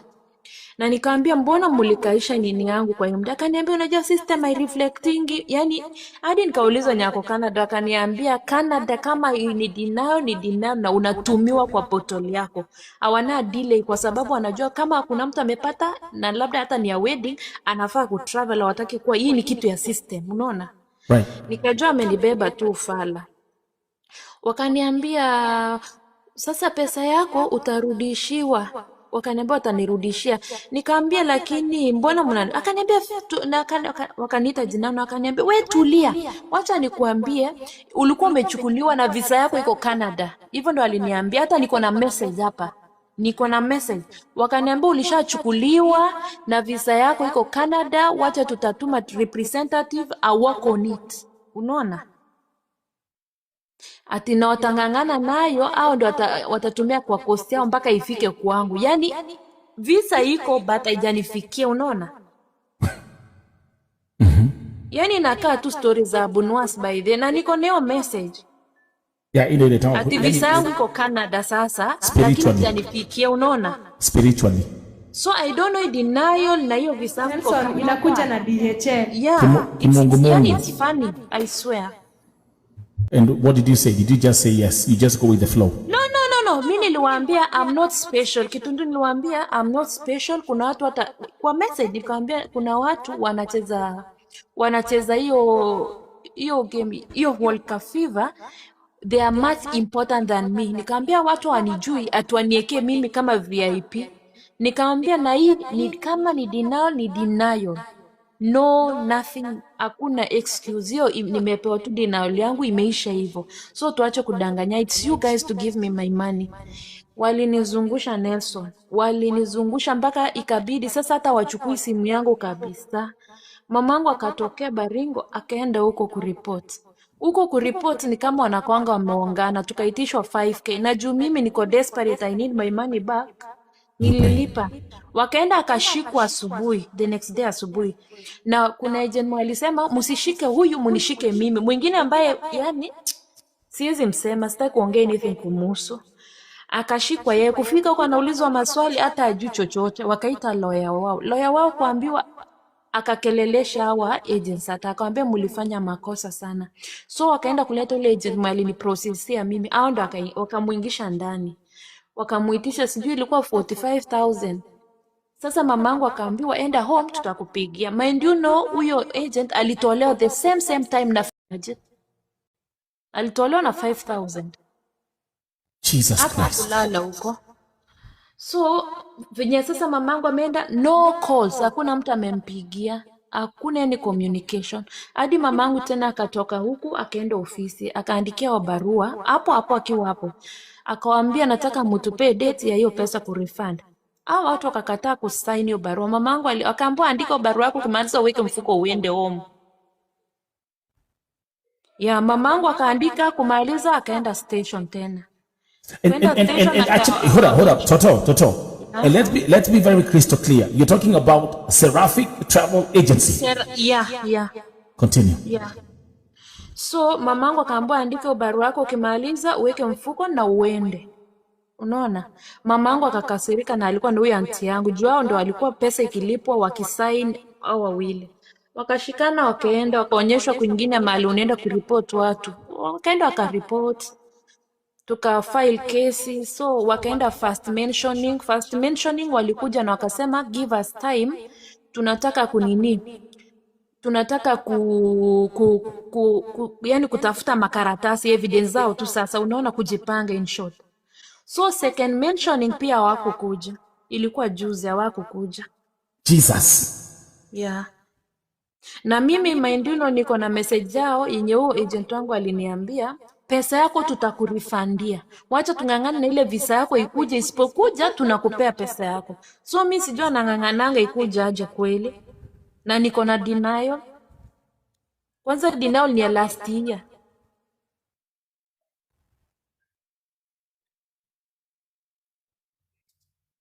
Ni ngumu. Hao watu ni ngumu. Hakuna mahali mtawapeleka. Kama mtu unajua umeibiwa, hata usiwezi pesa yako kutafuta lawyer. Ili tu ufaitie kasisi.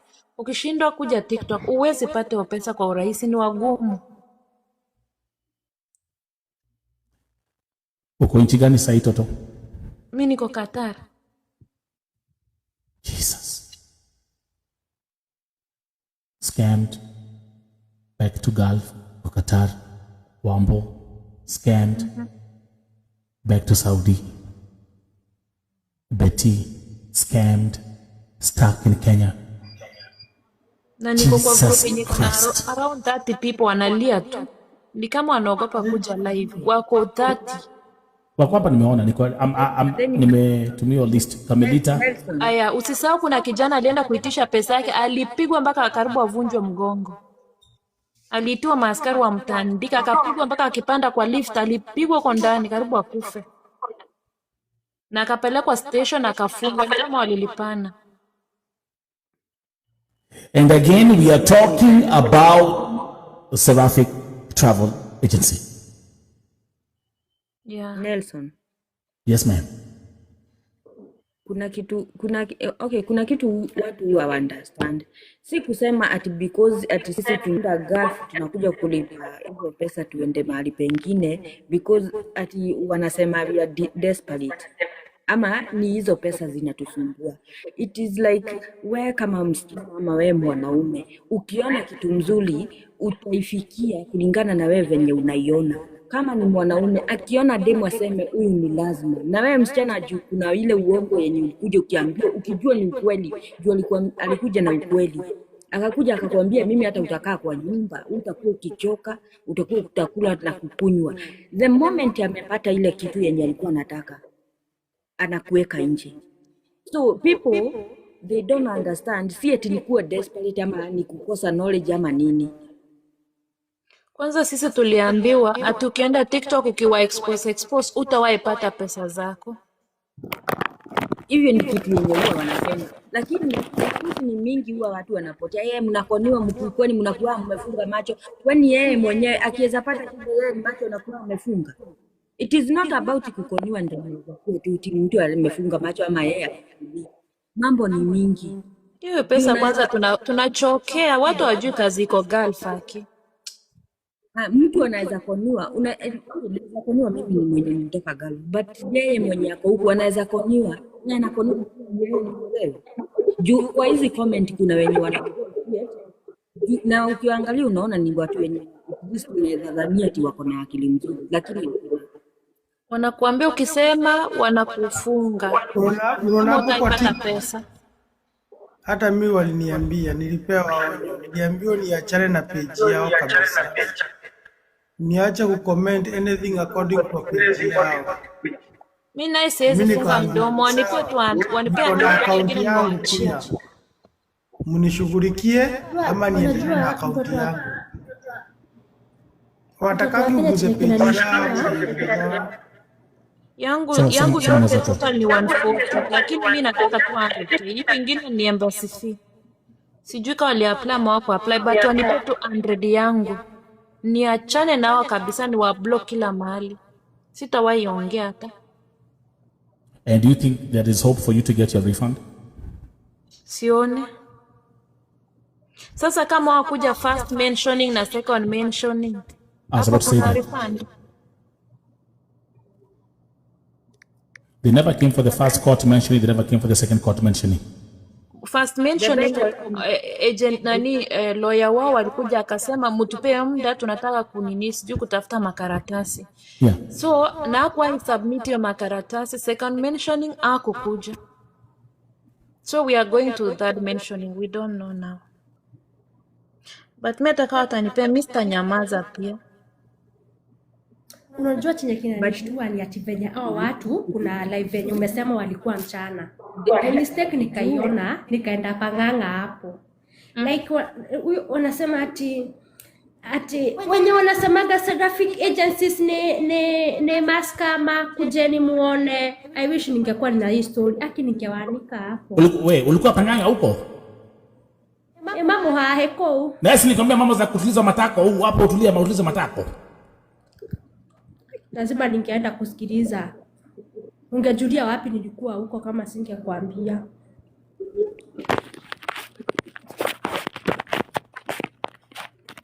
Haya, tafuna. Ndio kutafuna. So vote kama kuna venye unaweza kusaidia. Saidia. Unaweza Seraphic. Kado na kuwa unatupatanga tu hapo tuna advertise tu kazi, ameshika tu passport hapo, Seraphic agent tuko na kazi tunapelekana Kuwait sijui nini, kakona viewers sijui 6, followers wake ni hata wajafika 1500. Hadi siku nyingine nimekauliza, sasa wewe umeshika passport ya mtu unadanganya watu? Ukutaja kwa 6 viewers na 17 moderators. Ukutaja 17 moderators na kuna 6 viewers hapo. Thank you very much. Thank you, very important. Yeah. Akona 6 viewers. 17 moderators. Anadanganya watu. Nelson, ngoja niambie mtoto wa Kenya. Mtoto wa Kenya, hebu ambia Nelson. Unaona yule baba mwenye amekuja kupeana advice hapa, umemkumbuka? Huyo. Umemkumbuka Nelson? Yule mwenye amekuja kusema Beijing kuna kazi, mufanye online. Sijui umemkumbuka Nelson? Yeah. Oh, thank you, very important. Nelson, naomba unaone nini, weke page ya Seraphic hapo, itasaidia wengine. I mean, it's not the biggest story. Let me tell you something. One thing that happened today. Baada ya Diana kuja hapa jana. Leo kuna huyo CEO anaitwa Annette. Alikuwa mini inbox. Yeah. And she was trying to say that she wants to come on Vote TV and talk. And then she tells me, please do me a favor. Can you delete the videos and then we talk? I'll come to talk. No. Wait. Of course. But I understand actually why she was telling that this was before tuingie nifungue live ya leo usiku. Karibu kuna echo. Let me mute kidogo. So why she was saying that is because kumbuka before nikuje live sahi, Vote TV is live streaming 24 hours. So kuna recorded live streams huwa zina run. Na ni wajanja sana because interview ya Diana ilikuwa ina run ikiwa live stream again. You know what they did? They were all commenting on the live stream. Sibi nilikuwa hapo na maona. Marion Chebet was there. Si ndio mjumbe ulikuwa hapo. So Marion Chebet was there. There was another agent pia. Walikuwa hapo chini. I think even Annette was down there. Right? So they are smart. They know that they cannot come here now. But I can promise you they have been watching this story the whole time right here on FYP or with some studio accounts. They are here. But wewe unasimamianga wanyonge, just fight for us. Unajua that's why we are here. So, I mean, we're not wasting this time. I mean, did you see and everything is working. I mean, things are boiling nicely. Story ya Stephlee too was in trouble. It ended the same thing. Jackie alikuja hapa because she was at the end of the road. But see what happened today. So at the story ya Seraphic Travel Agency, and let me tell you again, these motherfuckers, they are not registered with NEL. So stop giving them your fucking money. It's that simple. Yeah. Mtu akuelewa aelewe. And also I understand how they recycle their agents. You know? Kama sahi agent wa Kamelita wa Diana, her name is Sharon Akinyi. After kumscam na kufanya hizo vitu zote na kumchekelea, even when the father died, she was fired, or allegedly she left the company and then she moved to the next one. Yeah. Watu they change agencies like underwears. Leo ako hapa, kesho ako huku. And also at the same time, let me tell you something also, and this is actually something that we're working on behind the scenes. Stephlee, the one you're seeing here now, right? They were arrested today. Yeah. Do you know what? Allegedly, they have another agency.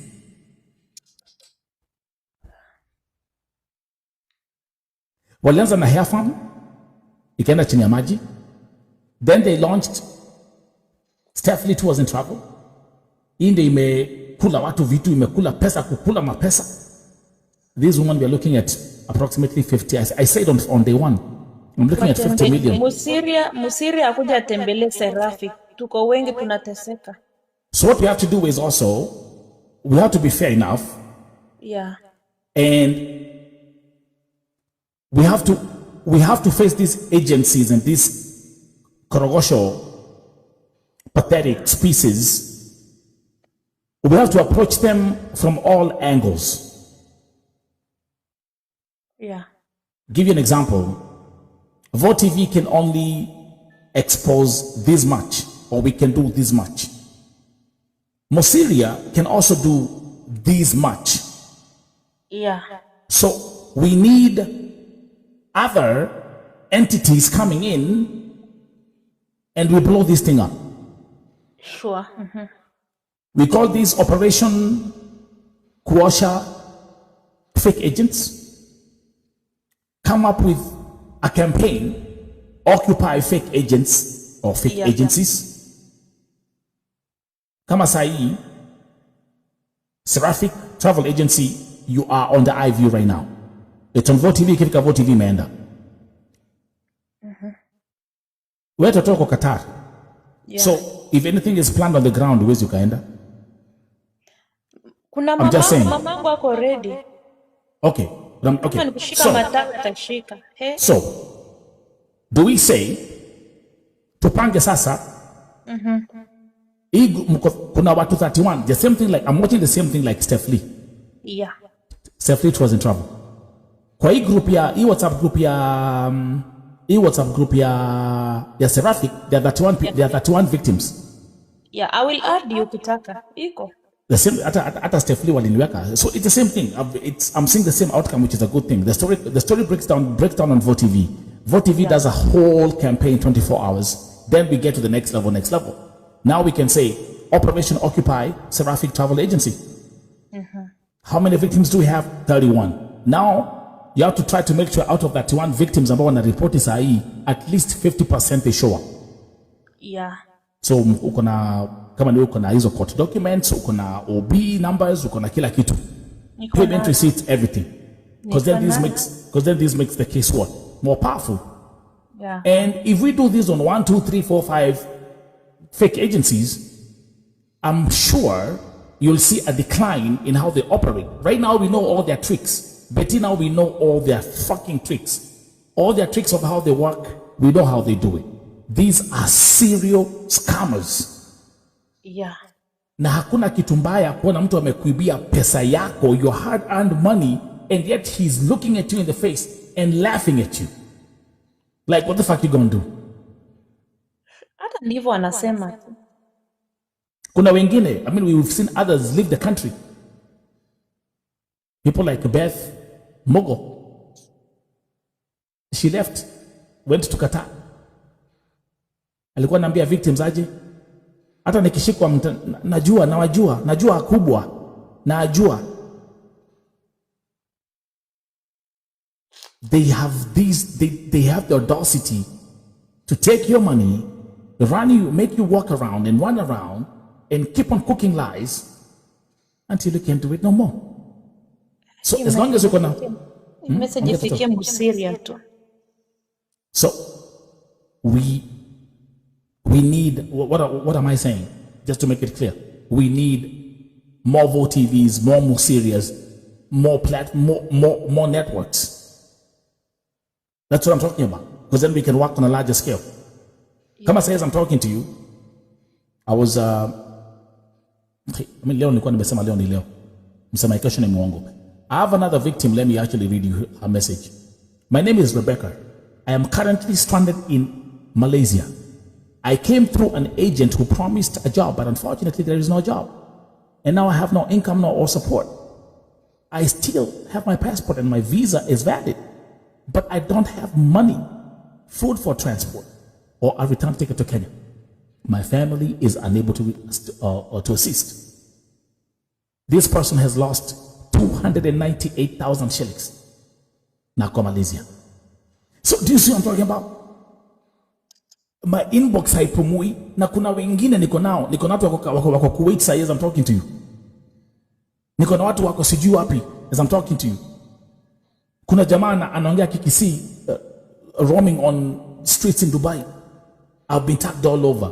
So yes, thanks God we have TikTok, because through TikTok we can blow the whistle, we can blow the trumpet, and then from there we now start taking the next steps.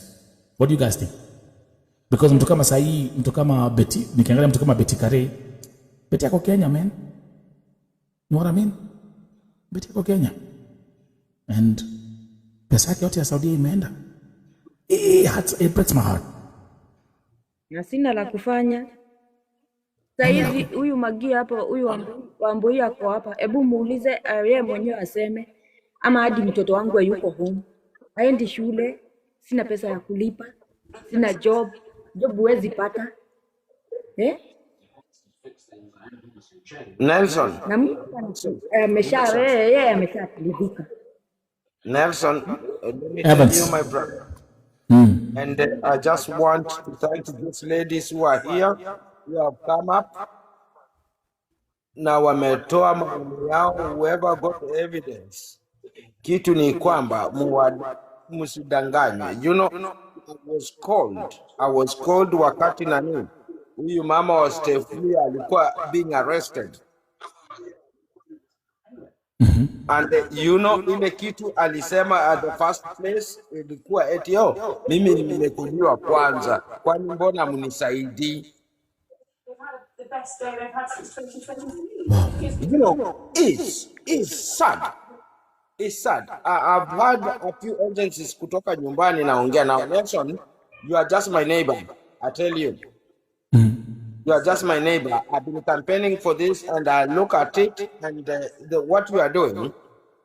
Because of my work, I'm not doing what you are doing. But I follow these things. I see them. Hata nilikuwa naangalia, najiuliza hii ni nini? Sasa huyu ameshikwa ndio anasema eti mimi sina pesa. Mimi nilikoniwa.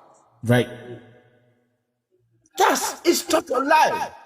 Then she even said I had this agency ilikuwa inaitwa Monte nini na nini huko nyumbani, wanadanganya watu eti na kupeleka Canada na US with a work visa. No, not a work visa, a visitor's visa. Nelson, you are in US. Uniambie mimi unitoe hapa saa hii na a visitor's visa, nitakuja nipate kazi? Let's be realistic here. That's sometimes I lack words. I'm telling you. I just lack words. I'm telling you. I lack words. I lack words. I'm traveled around the globe, nation. I'm not young. I'm not young. I've seen the world in my young. I've seen the world. I open up my camera and I tell you. I see this. You advise our Kenyan people. They don't want to get it. But you know why, Evans? You know that we look at these things from two different perspectives. We have people, the way we look at this from, kind of like right now, you being in Canada, me, I'm in the US. The way we analyze it from our perspective is very different from someone who's in Kenya right now. Kwa sababu, ule mtu ambaye yuko Kenya, anasema, what can I do to leave this fucking country? There is this Gazoni. There is this Gazoni. I spoke to Gazoni. Yule yuko kwa Stephlee. She has never even left the country. I don't even think she got even a passport. But they're the ones who are here blowing the trumpet. Wakiambia watu mnapelekwa. That's actually your part. Anakupeleka US and Canada.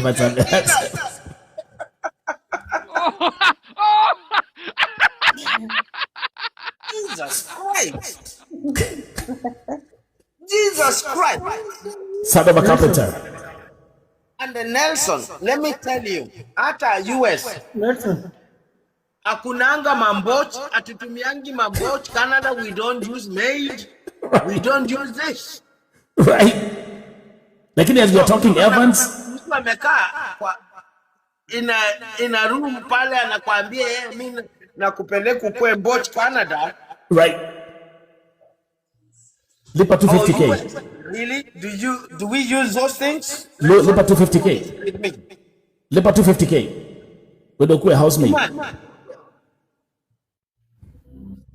And you know what they do? Who says these things? They pay. And they're paying. Lakini ile kitu najua na watu wetu kama wa Kenya, we want easy way and easy money quick. Thank you. I agree. The one I agree. Oh man, I gotta give it to you for that. Mtu akikupatia tu kanini ka propose na kupeleka US with 100K. Kwani Nelson, wewe hata vile ulifika US, I asked you and you can confirm it here. Wakati ulienda US, did you use even 100K? You use more than that. What is that? Acha ninyamaze bro. It hurts. And that's what, listen, you see, sometimes that's why I just stay quiet. It hurts. That's why. I mean, literally, alafu ukiambia mtu, hiyo 100K ni bei ya mkate hapa US. You know, like, I'm just saying literally. I was talking to somebody when I got a call today when huyu mama alikuwa anashikwa. Yes, ule wa Stephlee. Mtu ananiambia na huko mnakulanga kuku, nikamwambia mimi wewe kuku ni cheap. I don't even eat chicken. It's too cheap. Lakini kitu ni kwamba on the ground, unajua ile kitu watu wanafikiria hapa na Nelson, this is hata agents wale tuko nao wanasemanga wewe uko kwa ground, Nelson wewe uko wapi? Right. The ground how it is. Right. We know how the ground is. We know how the ground is. That's the bullshit. Nelson, I've been away as we speak with you. I've been away for 35 years. Right. I came abroad when I was 17. Right. I've traveled around the world. We've seen the world in our young years, true. Yes. Yes. And I'm 56 years old. Right. Looking like you're 26. So sometimes when you try to give these people, oh no, this can't work this way, this can't work this way. Unajua wananiambianga nini? Wanakwambia aje Evans? Wewe mzee unatuambia nini?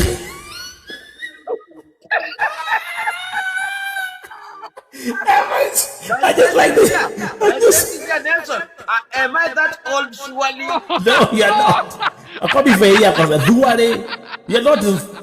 Duare. I'm not that old. Duare. So these things we advise each other. Right. I tell you, Nelson, wakati nilitoka nyumbani in 1991. Right. I was working in Norfolk hotels. I worked in Norfolk hotels for 2 years. Right. What I went through, I was an accountant, a young kid. And then when I saw the way things they were going, I spoke to my dad. My dad akaniambia, hapana wewe vumilia. Nikamwambia, the way things are going is not nice. Right. So nilinyamaza, nikaenda Treetops huko Nyeri. Oh, Treetops. Nikarudi, I went to my sister's house huko South Sea. Nikakaa. Ile kitu niliamka asubuhi nikaambia my sister, can I borrow your car? Akaniambia unaenda wapi? Nikamwambia naenda tu hapa Tao mbio na kurudishia. Akaniambia but you need to bring my car at 9:30 because I got to go to work. Nelson, I wasn't just going to town. Nilienda hapa hill kwa British Embassy. And I went Madaraka, nikachukua my cousin. Tukaenda, tukaingia. I was there, and as you see me, I think God blessed me with that. The rest is history. Yeah, nilienda, tulikuwa tunacheka, nataka chai, nitengenezee coffee, nilikunywa. Tulikaa for 2 hours mpaka wakaniambia hapana, we got some other clients we need to see. Yes, sir. The chief immigration officer who used to run the British embassy, High Commission, akakuja kaniambia your head is not right. Nilipo doctor Asia, nikawaambia the only doctor you can give me maybe is coffee or tea. Waliniambia wewe toka hapa, wewe kwenda rudi hapa 3 o'clock. I went. You went back? Tukaenda pale Bama, tukakula choma na nini. Tukarudi, and I forgot my sister was going to work. I need to take the car back. I was about to ask you that question. And then, I went back at 3 o'clock. Tumekaa with my cousin. Wakajua we don't expect you, we're gonna ask for tea or coffee. Nikawambia, I still need that because I don't know where my fate lies. Right. Very strong tea or coffee. Right. Nililetewa. And then niliona ka passport kanapita huko, nikaangalia, nikanaji my cousin huko kwa chini kwa kiti, nikamwambia I think I've got it. In other words, ukamwambia hii imeenda. Nakwambia aliniacha hapo. At that minute aliniacha, alitoka. Nakwambia I've been there 10 years. Nikitafuta hii visa na siwahi patiwa, umekuja leo ndo napatiwa. But you have to also understand, like if you're talking about 1991, god damn, it's a minute, but it was a different era. It was a different time at the time, you know. It was a different era, and I was a very young baby. Yeah, it was a different era. So when I speak to these people here, Nelson, yes, unajaribu kuwaelezea, and people wanakuambia eti wewe uko majuu utaki sisi tukuje. It's not. God's it's always been like that. It's always been like it's always different. People who are in the diaspora advising the ones ambao kwa mtaa, wale wako pale kwa mtaa nakwambia things are different, you know. Hapa kwa Kasongo mambo ni normal, all this stuff. No, we know it. We know it. But let me say this, we know all these facts. If I turn my left side, right, I remember wakati tulikuwa na zile maandamano za Moi when things were bad. True. I left them. Ukiniona on the right side, utashangaa nini nilikanyaga kwa masikio mpaka kwa shoulder. Oh. We went through it. Right. Change doesn't come that watu tunasema tu just easy or sijui nini na nini. No. Right. You do it. Mimi nikwambie nimesomea Murang'a. I'm not a Kikuyu. Right. I'm a Korean. And I've lived my life nilikaa Ndumberi. So nakumbuka zile Gatata Farmers Association huko chini huko Kiambu. So you've been in Murema in the Murema zone. I'm part of it, and right. That's, I tell you. Let me ask you a question. When you are watching, did you watch when they were arresting? No, I was called. I watched it. All of it. You watched it. Yes. And then you remembered how it started on Vote TV. So me, I was sleeping by the way. I know. Me, I was sleeping. I missed it. This lady, Jackie. This lady, you know, she was the way she made the noise. Yes. The restaurant, Jackie, yes. Yeah, fucking amazing. And you know, I've sympathized with her. I sent her even my number. Yes. Amazing human being. One amazing woman. She's amazing.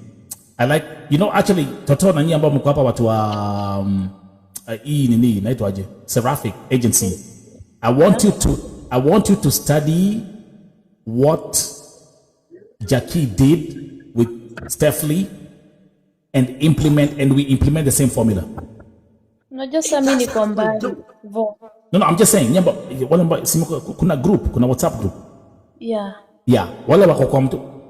You know, I saw this thing. You know, I've been today, Nelson, I tell you. Yeah. Niliona Seraphic. Yes.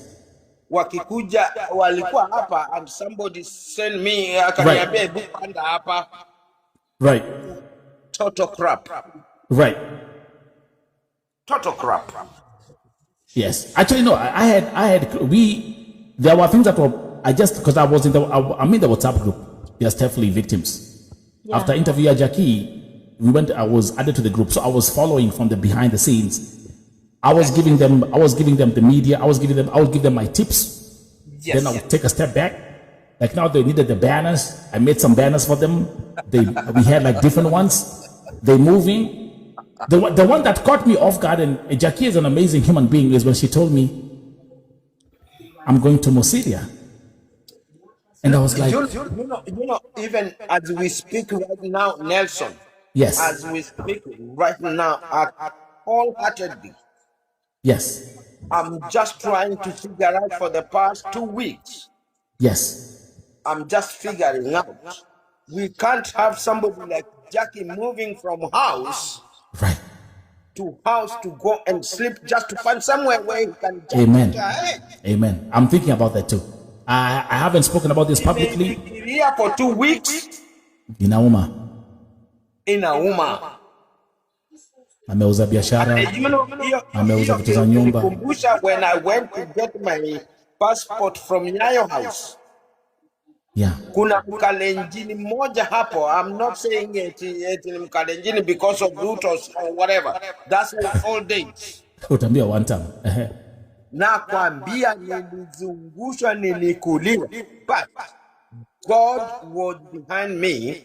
The chief immigration officer of Kenya, he was a friend of my dad and he was a bishop. Alikuwa anaitwanga Gitau. Yeah. Nilifika Nyayo House 8th floor. Kitu ikaniambia tu, but there is somebody here who knows your dad na nini. Waka nilipatia karau 1,000 Kenya shillings. Yeah. Na huyo AP akanipeleka juu. Right. Alafu huyu Bishop Gitau tulikuwa tunaenda South B kwa maombi ya mapastors that morning. Ananiuliza, kijana, na wewe uko hapo natafuta nini? Nikamwambia eti mimi nisema tu acha nikutembelee nikusalimie kidogo. Akaniambia, lakini tumekuwa asubuhi South B tukikunywa chai. Why didn't you tell me that? Yes. Nikamwambia, I wanted just a private conversation with you. Akanirudi akaniuliza, does your dad knows about this? Nikamwambia hajui. This is between me and you. Akaniambia, so what's the matter? Nikamwambia, nimekuwa hapa for a month, my passport imeenda hapa, kila siku nakuja. Naambiwa kuja na 5,000, kuja na 10,000 na natoa, and I'm working at Norfolk there. And Norfolk, from Norfolk to Nyayo House is just 5-10 minutes walk. Right. Akaniambia, do you remember hao watu wale walikuwa wanakufanyia hivyo? Nikamwambia, I remember the names. Akaniambia, okay. Alichukua simu, nikaambiwa, unataka chai ama unataka nini? Nikaambia, I wouldn't mind. Nilikaa, nikatengenezewa chai. Alichukua simu, akapiga. Those guys I gave money walikuwa someone in that office huko juu. Walikuja wakaniangalia, unaona mtu anakuangalia na kuambia sasa. Wow. There's nothing you can talk about. And Right. I want his passport here at 2:00 and with all the money he gave you. Na kaniambia, wenda kazini, kuja hapa at 2:30, everything was there. Wakati nilienda, hata yeye mwenyewe hapo kwa ofisi, ni secretary alikuwa hapo. Washachujwa nje. Washasanywa. I had my passport. Everything was ready. Right. Yes. So what Tania amefanya is I'm telling you. Jackie has done something that is so fucking amazing. And again, see what I'm going to go hapa. Vote TV family, I'm going to say this lightly as we move on. Hata kama leo, it was so, like now today she told me, leo pili niguza. She told me, remember she had the whole day kwenda kwa Musiria, the starting early, mkutano, meeting the guys, the interviews, spending hours, going to the Kasarani, a long day for her. But then she tells me today, before Ninja Life, she's like, nimepata pahali pa kulala leo. Nimepata pahali pa kulala. I want you guys to hold on there. Nimepata pahali pa kulala leo, because she's still moving from house to house, looking for a place to sleep. Actually, as we move on, Buddy, are you a victim? Are you a victim, Mama?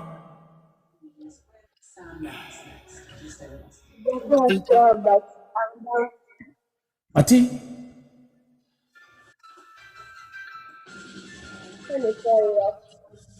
Sitoe Bluetooth tukusikie. Doubting. You're doubting. What are you doubting?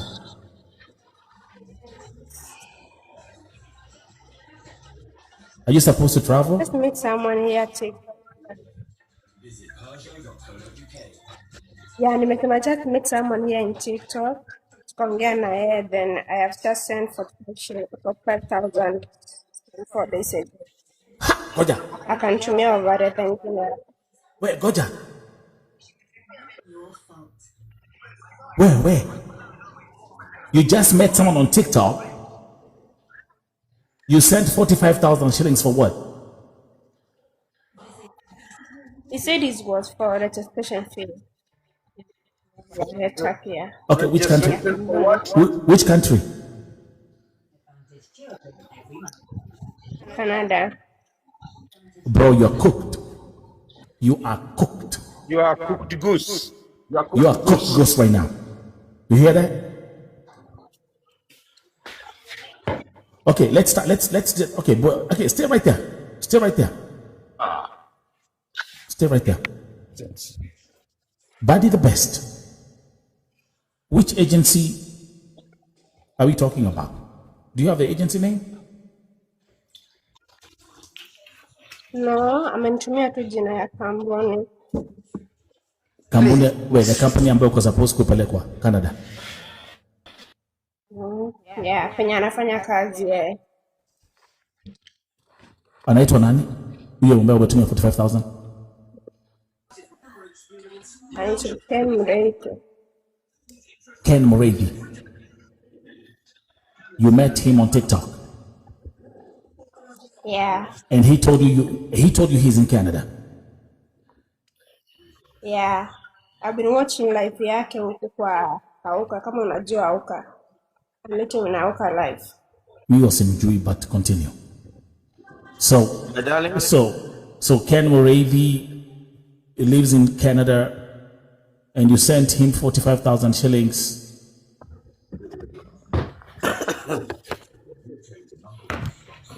I rest my case.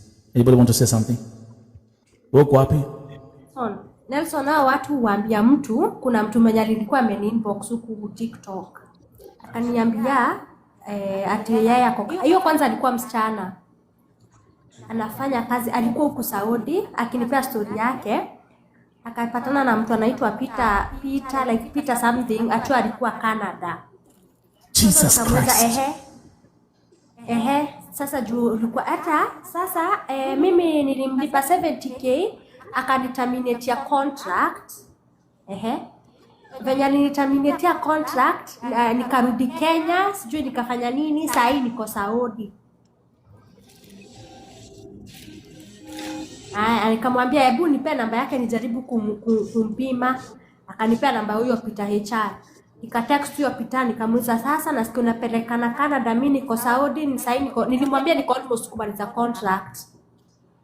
Akaniambia kama wewe tuko na bahati, kama uko karibu kumaliza contract utanitumia 70k za angaza kulipa, sijui aliniambia kulipa nini something. Nikamwambia na nikikuja nitateka how long? Akaniambia hata ukitoka Saudi unaweza kuja kama umechukua ndege. Nikakaa siku ya kwanza, alinipea hadi bank account na bajina yenye itatoa. Nikakaa siku ya kwanza, sikumuongelesha. Akaniuliza uko na picha yako ya passport ndio nianze kuprocess hizo vitu sahi.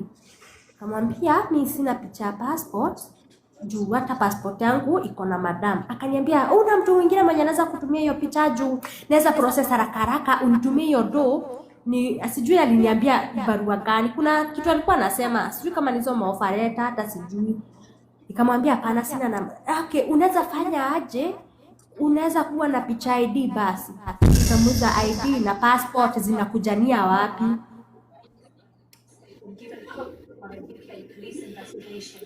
Tukakaa day 1, sikumtumia hiyo do.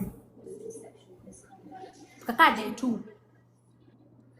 Day 3 ndio ananiuliza, kwani huko unatuma ile pesa nianze process? Nikamwambia hapana, hata banki yangu imekataa ninajaribu ku-withdraw pesa kutoka banki ya Kenya inakataa, sijui shida iko wapi. Hapo zile kama utaki kazi kaa, mimi wanga sibembelezi mtu.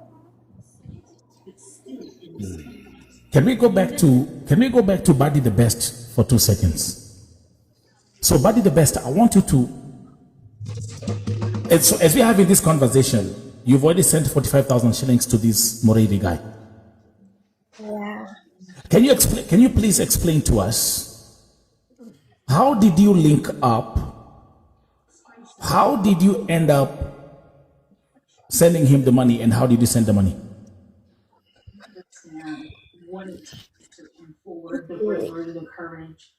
Nimemeet na yeye kwa live akieleza still how people to get to travel to connect to Canada. Then I inboxed him nikamwambia I would like to connection. Then akanitumia namba yao. Okay, ulimpata on TikTok live. Then Yes. ukamu inbox kwa TikTok. Yes. Then akakutumia namba yake ya WhatsApp. Akanitumia namba ya WhatsApp, yes. Okay, let's continue. Then we make a video call while tukiwa tunaongea. After kuongea akanieleza everything, so akaniambia since I'm here, the easy way is me to connect you. Ukoje. Na the way I can connect you is about you can put like 70,000 hiyo mwanzo. Pesa ya kwanza. Jo aliniambia fee utalipa 20,850. Registration fee. Registration.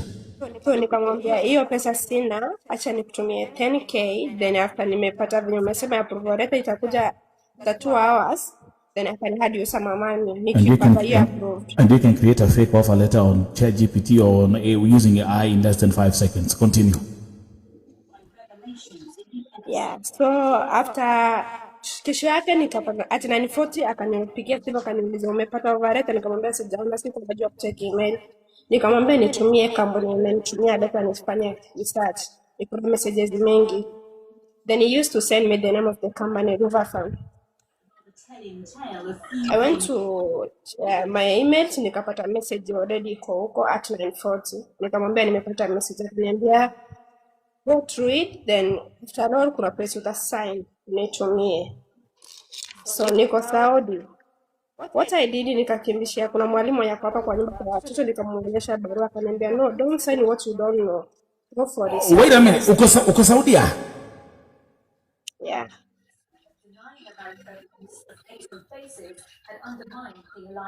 You are the victim. Aliniambia kuna venye unaweza connect from Saudi. Another team Makofia Cont. Team Makofia.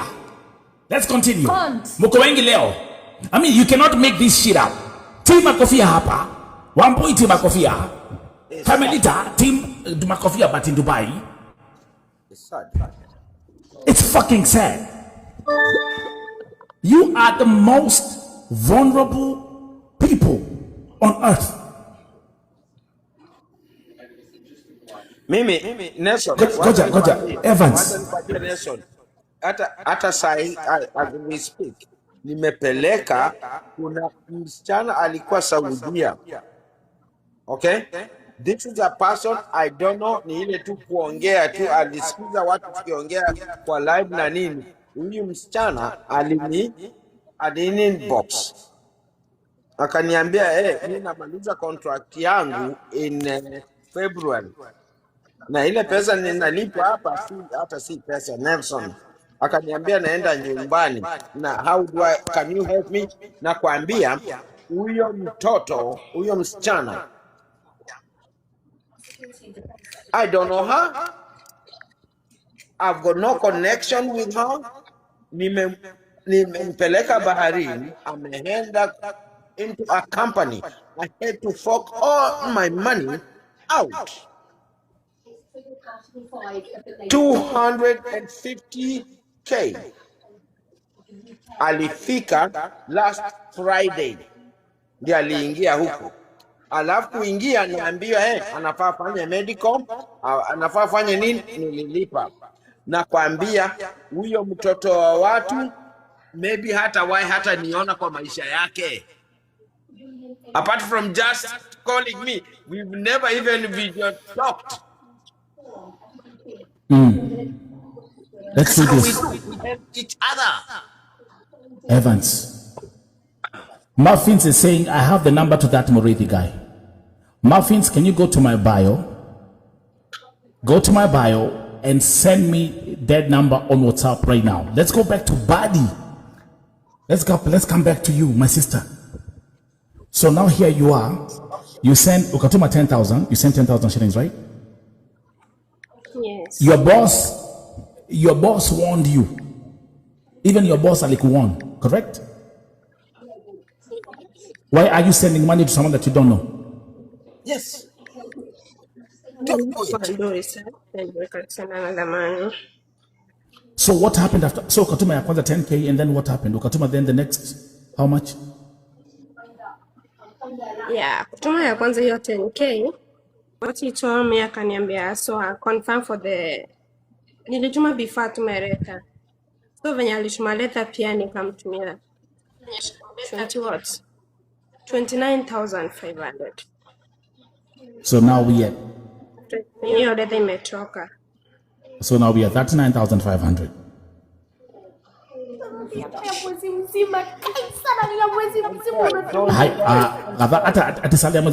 It's more than 1 month salary. Your salary is 30,000. Let's continue.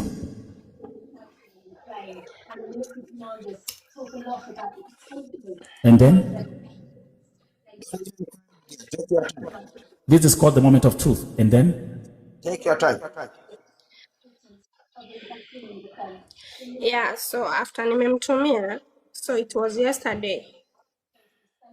Yeah, yesterday he called me akaniambia, alikuwa ameniambia nimtumie pesa yote like 52,000 the whole process. So yesterday ndo tumeongea na yeye akaniuliza how is it, nikamwambia I'm waiting for the feedback. Akaniambia kuna barua ya hiyo unataka kukuwa nayo, you receive the work permit. And so you have to add 8,500. That was yesterday. To communicate, I sent that money. Kidogo akaniambia no, it's not all the money. Go and do research. Your less than $195. So that is 28,000. I don't know, 28,500 again. Nilipata niambia hivi, alikuwa ameniambia, nilikuwa nimemwambia hiyo sina, akaniambia tuma hiyo medical kunao inaweza tumika. So kumtumia akaikataa. Akaniambia it's not this one. Akaniambia you have to send 8,500. So I send the money 8,500.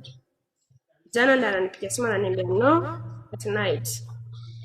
Tumeconfirm hii ni yako, yes, fita medical. You have to do 28,500, then you get the letter from Kenya hospital. Niko na daktari naweza kuconnect naye akupe hiyo letter. And then ndo nilianza kudoubt, nikamwambia no, nasikia roho inaisha bana na hizi connection, wacha ikae. Akaniambia no, just trust me. Yeah. So my sister, just like that, you've been dumped, you've washed away 47,000 shillings. Don't just cry. Like that. It's gone. Never cry. It's gone. That is gone. Amanda. And actually the good thing is, you know what? At least.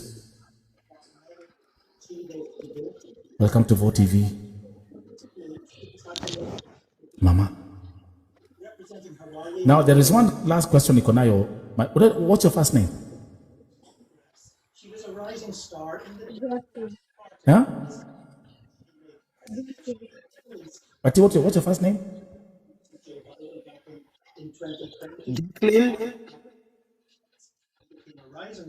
Jacqueline. Okay, Jacqueline. She can't even talk. Okay. Okay, it's fine. Yeah. It's the moment when you realize.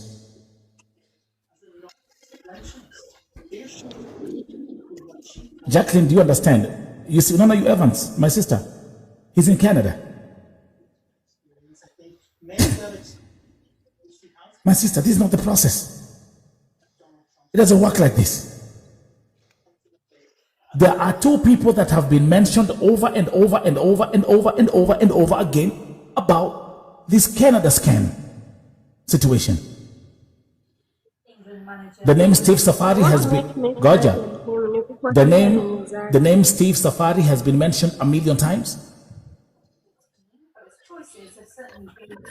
And now we have Peter Marie. Do you have an offer letter? Do you have that offer letter with you? Can you send it to me? Can you send me the offer letter by WhatsApp? My number is in my bio. Do that, my dear. Do that, my dear. Do that. Untumia alafu utarudi, okay? Yeah, just send it now. Jesus Christ, son of a carpenter. Nelson. Msara ya mwezi mmoja anatabirira ya mwezi ingine. Ametuma mshahara ya mwezi ya kwanza, pesa haikutosha, then ametuma the next pesa mwezi ingine imeenda yote. 47,000 shillings just gone just like that. Hata mimi nilikuwa naambiwa nitume 70k.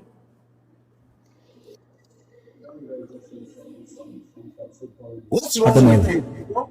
What's wrong with you? Adomewira. What's wrong with you? Watu wako kazi. Adomewira. Watu wako kazi. Najua niliuliza kazini yangu hapo huko. Adomewira. Yeye Citizen huko. Akaniambia ati alilipa. Na ni kitambo si sahi. Aliniambia alilipa visa. Kupata visa yenyewe alilipa. I think 350 kama sikusi. Na yeye ako huko ameshapewa citizenship. Adomewira. Huyo hata ndio aliniokoa juu kwa hold on, Camelita is... I'm on the ground, I know it. Jesus and Christ. if you know I'm on the ground, I've been there for a year or two. I've lived in these shows for 35 years. Right. I'm telling you what I know here. Watu mnadanganywa hapa. This is crazy. This is too much, man. This is crazy, bro. It pains me. Nelson, you know, I've got 3 kids. I've got a 26, I've got a 24, and I've got a 22 young man. And all the time they've been asking, Dad, why are you doing this? Na niliwaambia, I'd rather tell somebody the truth than to lie. Camelita, Diana, ebu ambia watu the lady on the screen right now.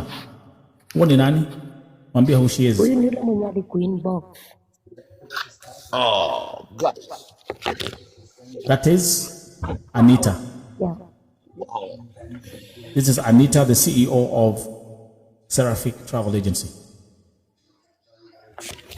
On the phone. And ladies, goja kidogo, and ladies and gentlemen, kumbe Jacqueline, welcome to another Kisii lady. Kamilita bani Dana Kemunto. Over here,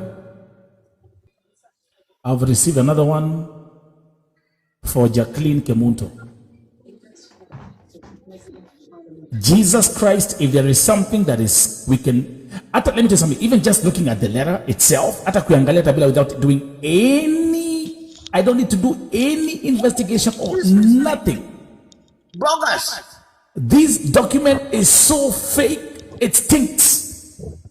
Even just looking at it, it stinks, bro. How are they able to do this, bro?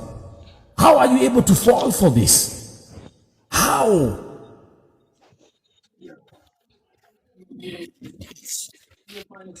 Job title, grocery packer. You can see this is actually a template that they keep on updating and lying to people. Job offer acceptance. The signature is fake. Jesus Christ, son of a carpenter. You can even tell, even just by looking with the naked eyes, Jameni. The document is so fake, it stinks.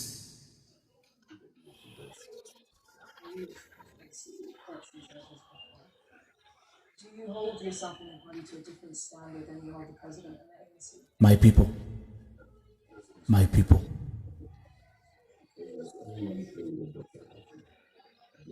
Do you know one thing? Can I tell you something? Can I give you a secret? Do you know what my agents were wanasema all the time? Do you know what they say?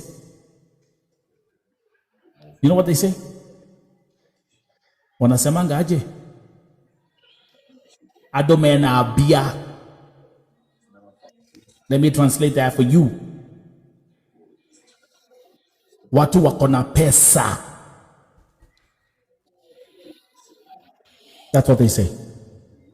That's your anthem.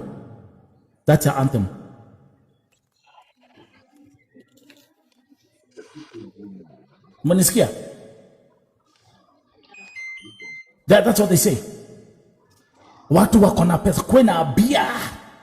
Mure dhubura ke go kure ke mure dhubura. Kwena bia. Jacqueline, welcome back. Let me tell you something. Even the first report, akwapi you, Jacqueline, come here. Come here, Jacqueline. Kuja hapa juu. And open your camera. I'm gonna tell you, this letter is so fake on so many levels. Fungo your camera. Let me start giving you all the red flags that are on this offer letter. This offer letter raises several major red flags, and I would advise treating it with extreme caution. Here are the biggest concerns that have been identified on this letter. Sikiza kwa makini. The contact email is a free Gmail address. The contact email address is a free Gmail address instead of an official company domain email. For example, like now, if the company is called, say, Evansoft Limited, the domain email will be evansoft@evansoft.com. Let's continue. Now here comes the best part, and because I'm about to fall off this chair. The formatting and grammar are inconsistent in several places. Hata offer letter imeandikwa na broken English. Employment offer for grocery packer position sounds unusual for formal Canadian corporate companies. Jesus Christ, give me a cup of coffee. They're telling you, listen to me, Evansoft, utanguka hapa, you will fall down. She's been promised that she'll be paid $30 an hour as a grocery packer. Ulisikia wapi? It's unusually high compared to many similar Canadian warehouse packing jobs. Now here comes for you. Ukwapa kapo mastisano, and you take notes. There is no official HR phone number. There is no business registration number. There is no LMIA number. There is no employment contact reference. There is no recruiter identification verification. Jesus Christ, son of a carpenter. The offer letter is fraudulent and highly suspicious, and you have been washed 47,000 shillings.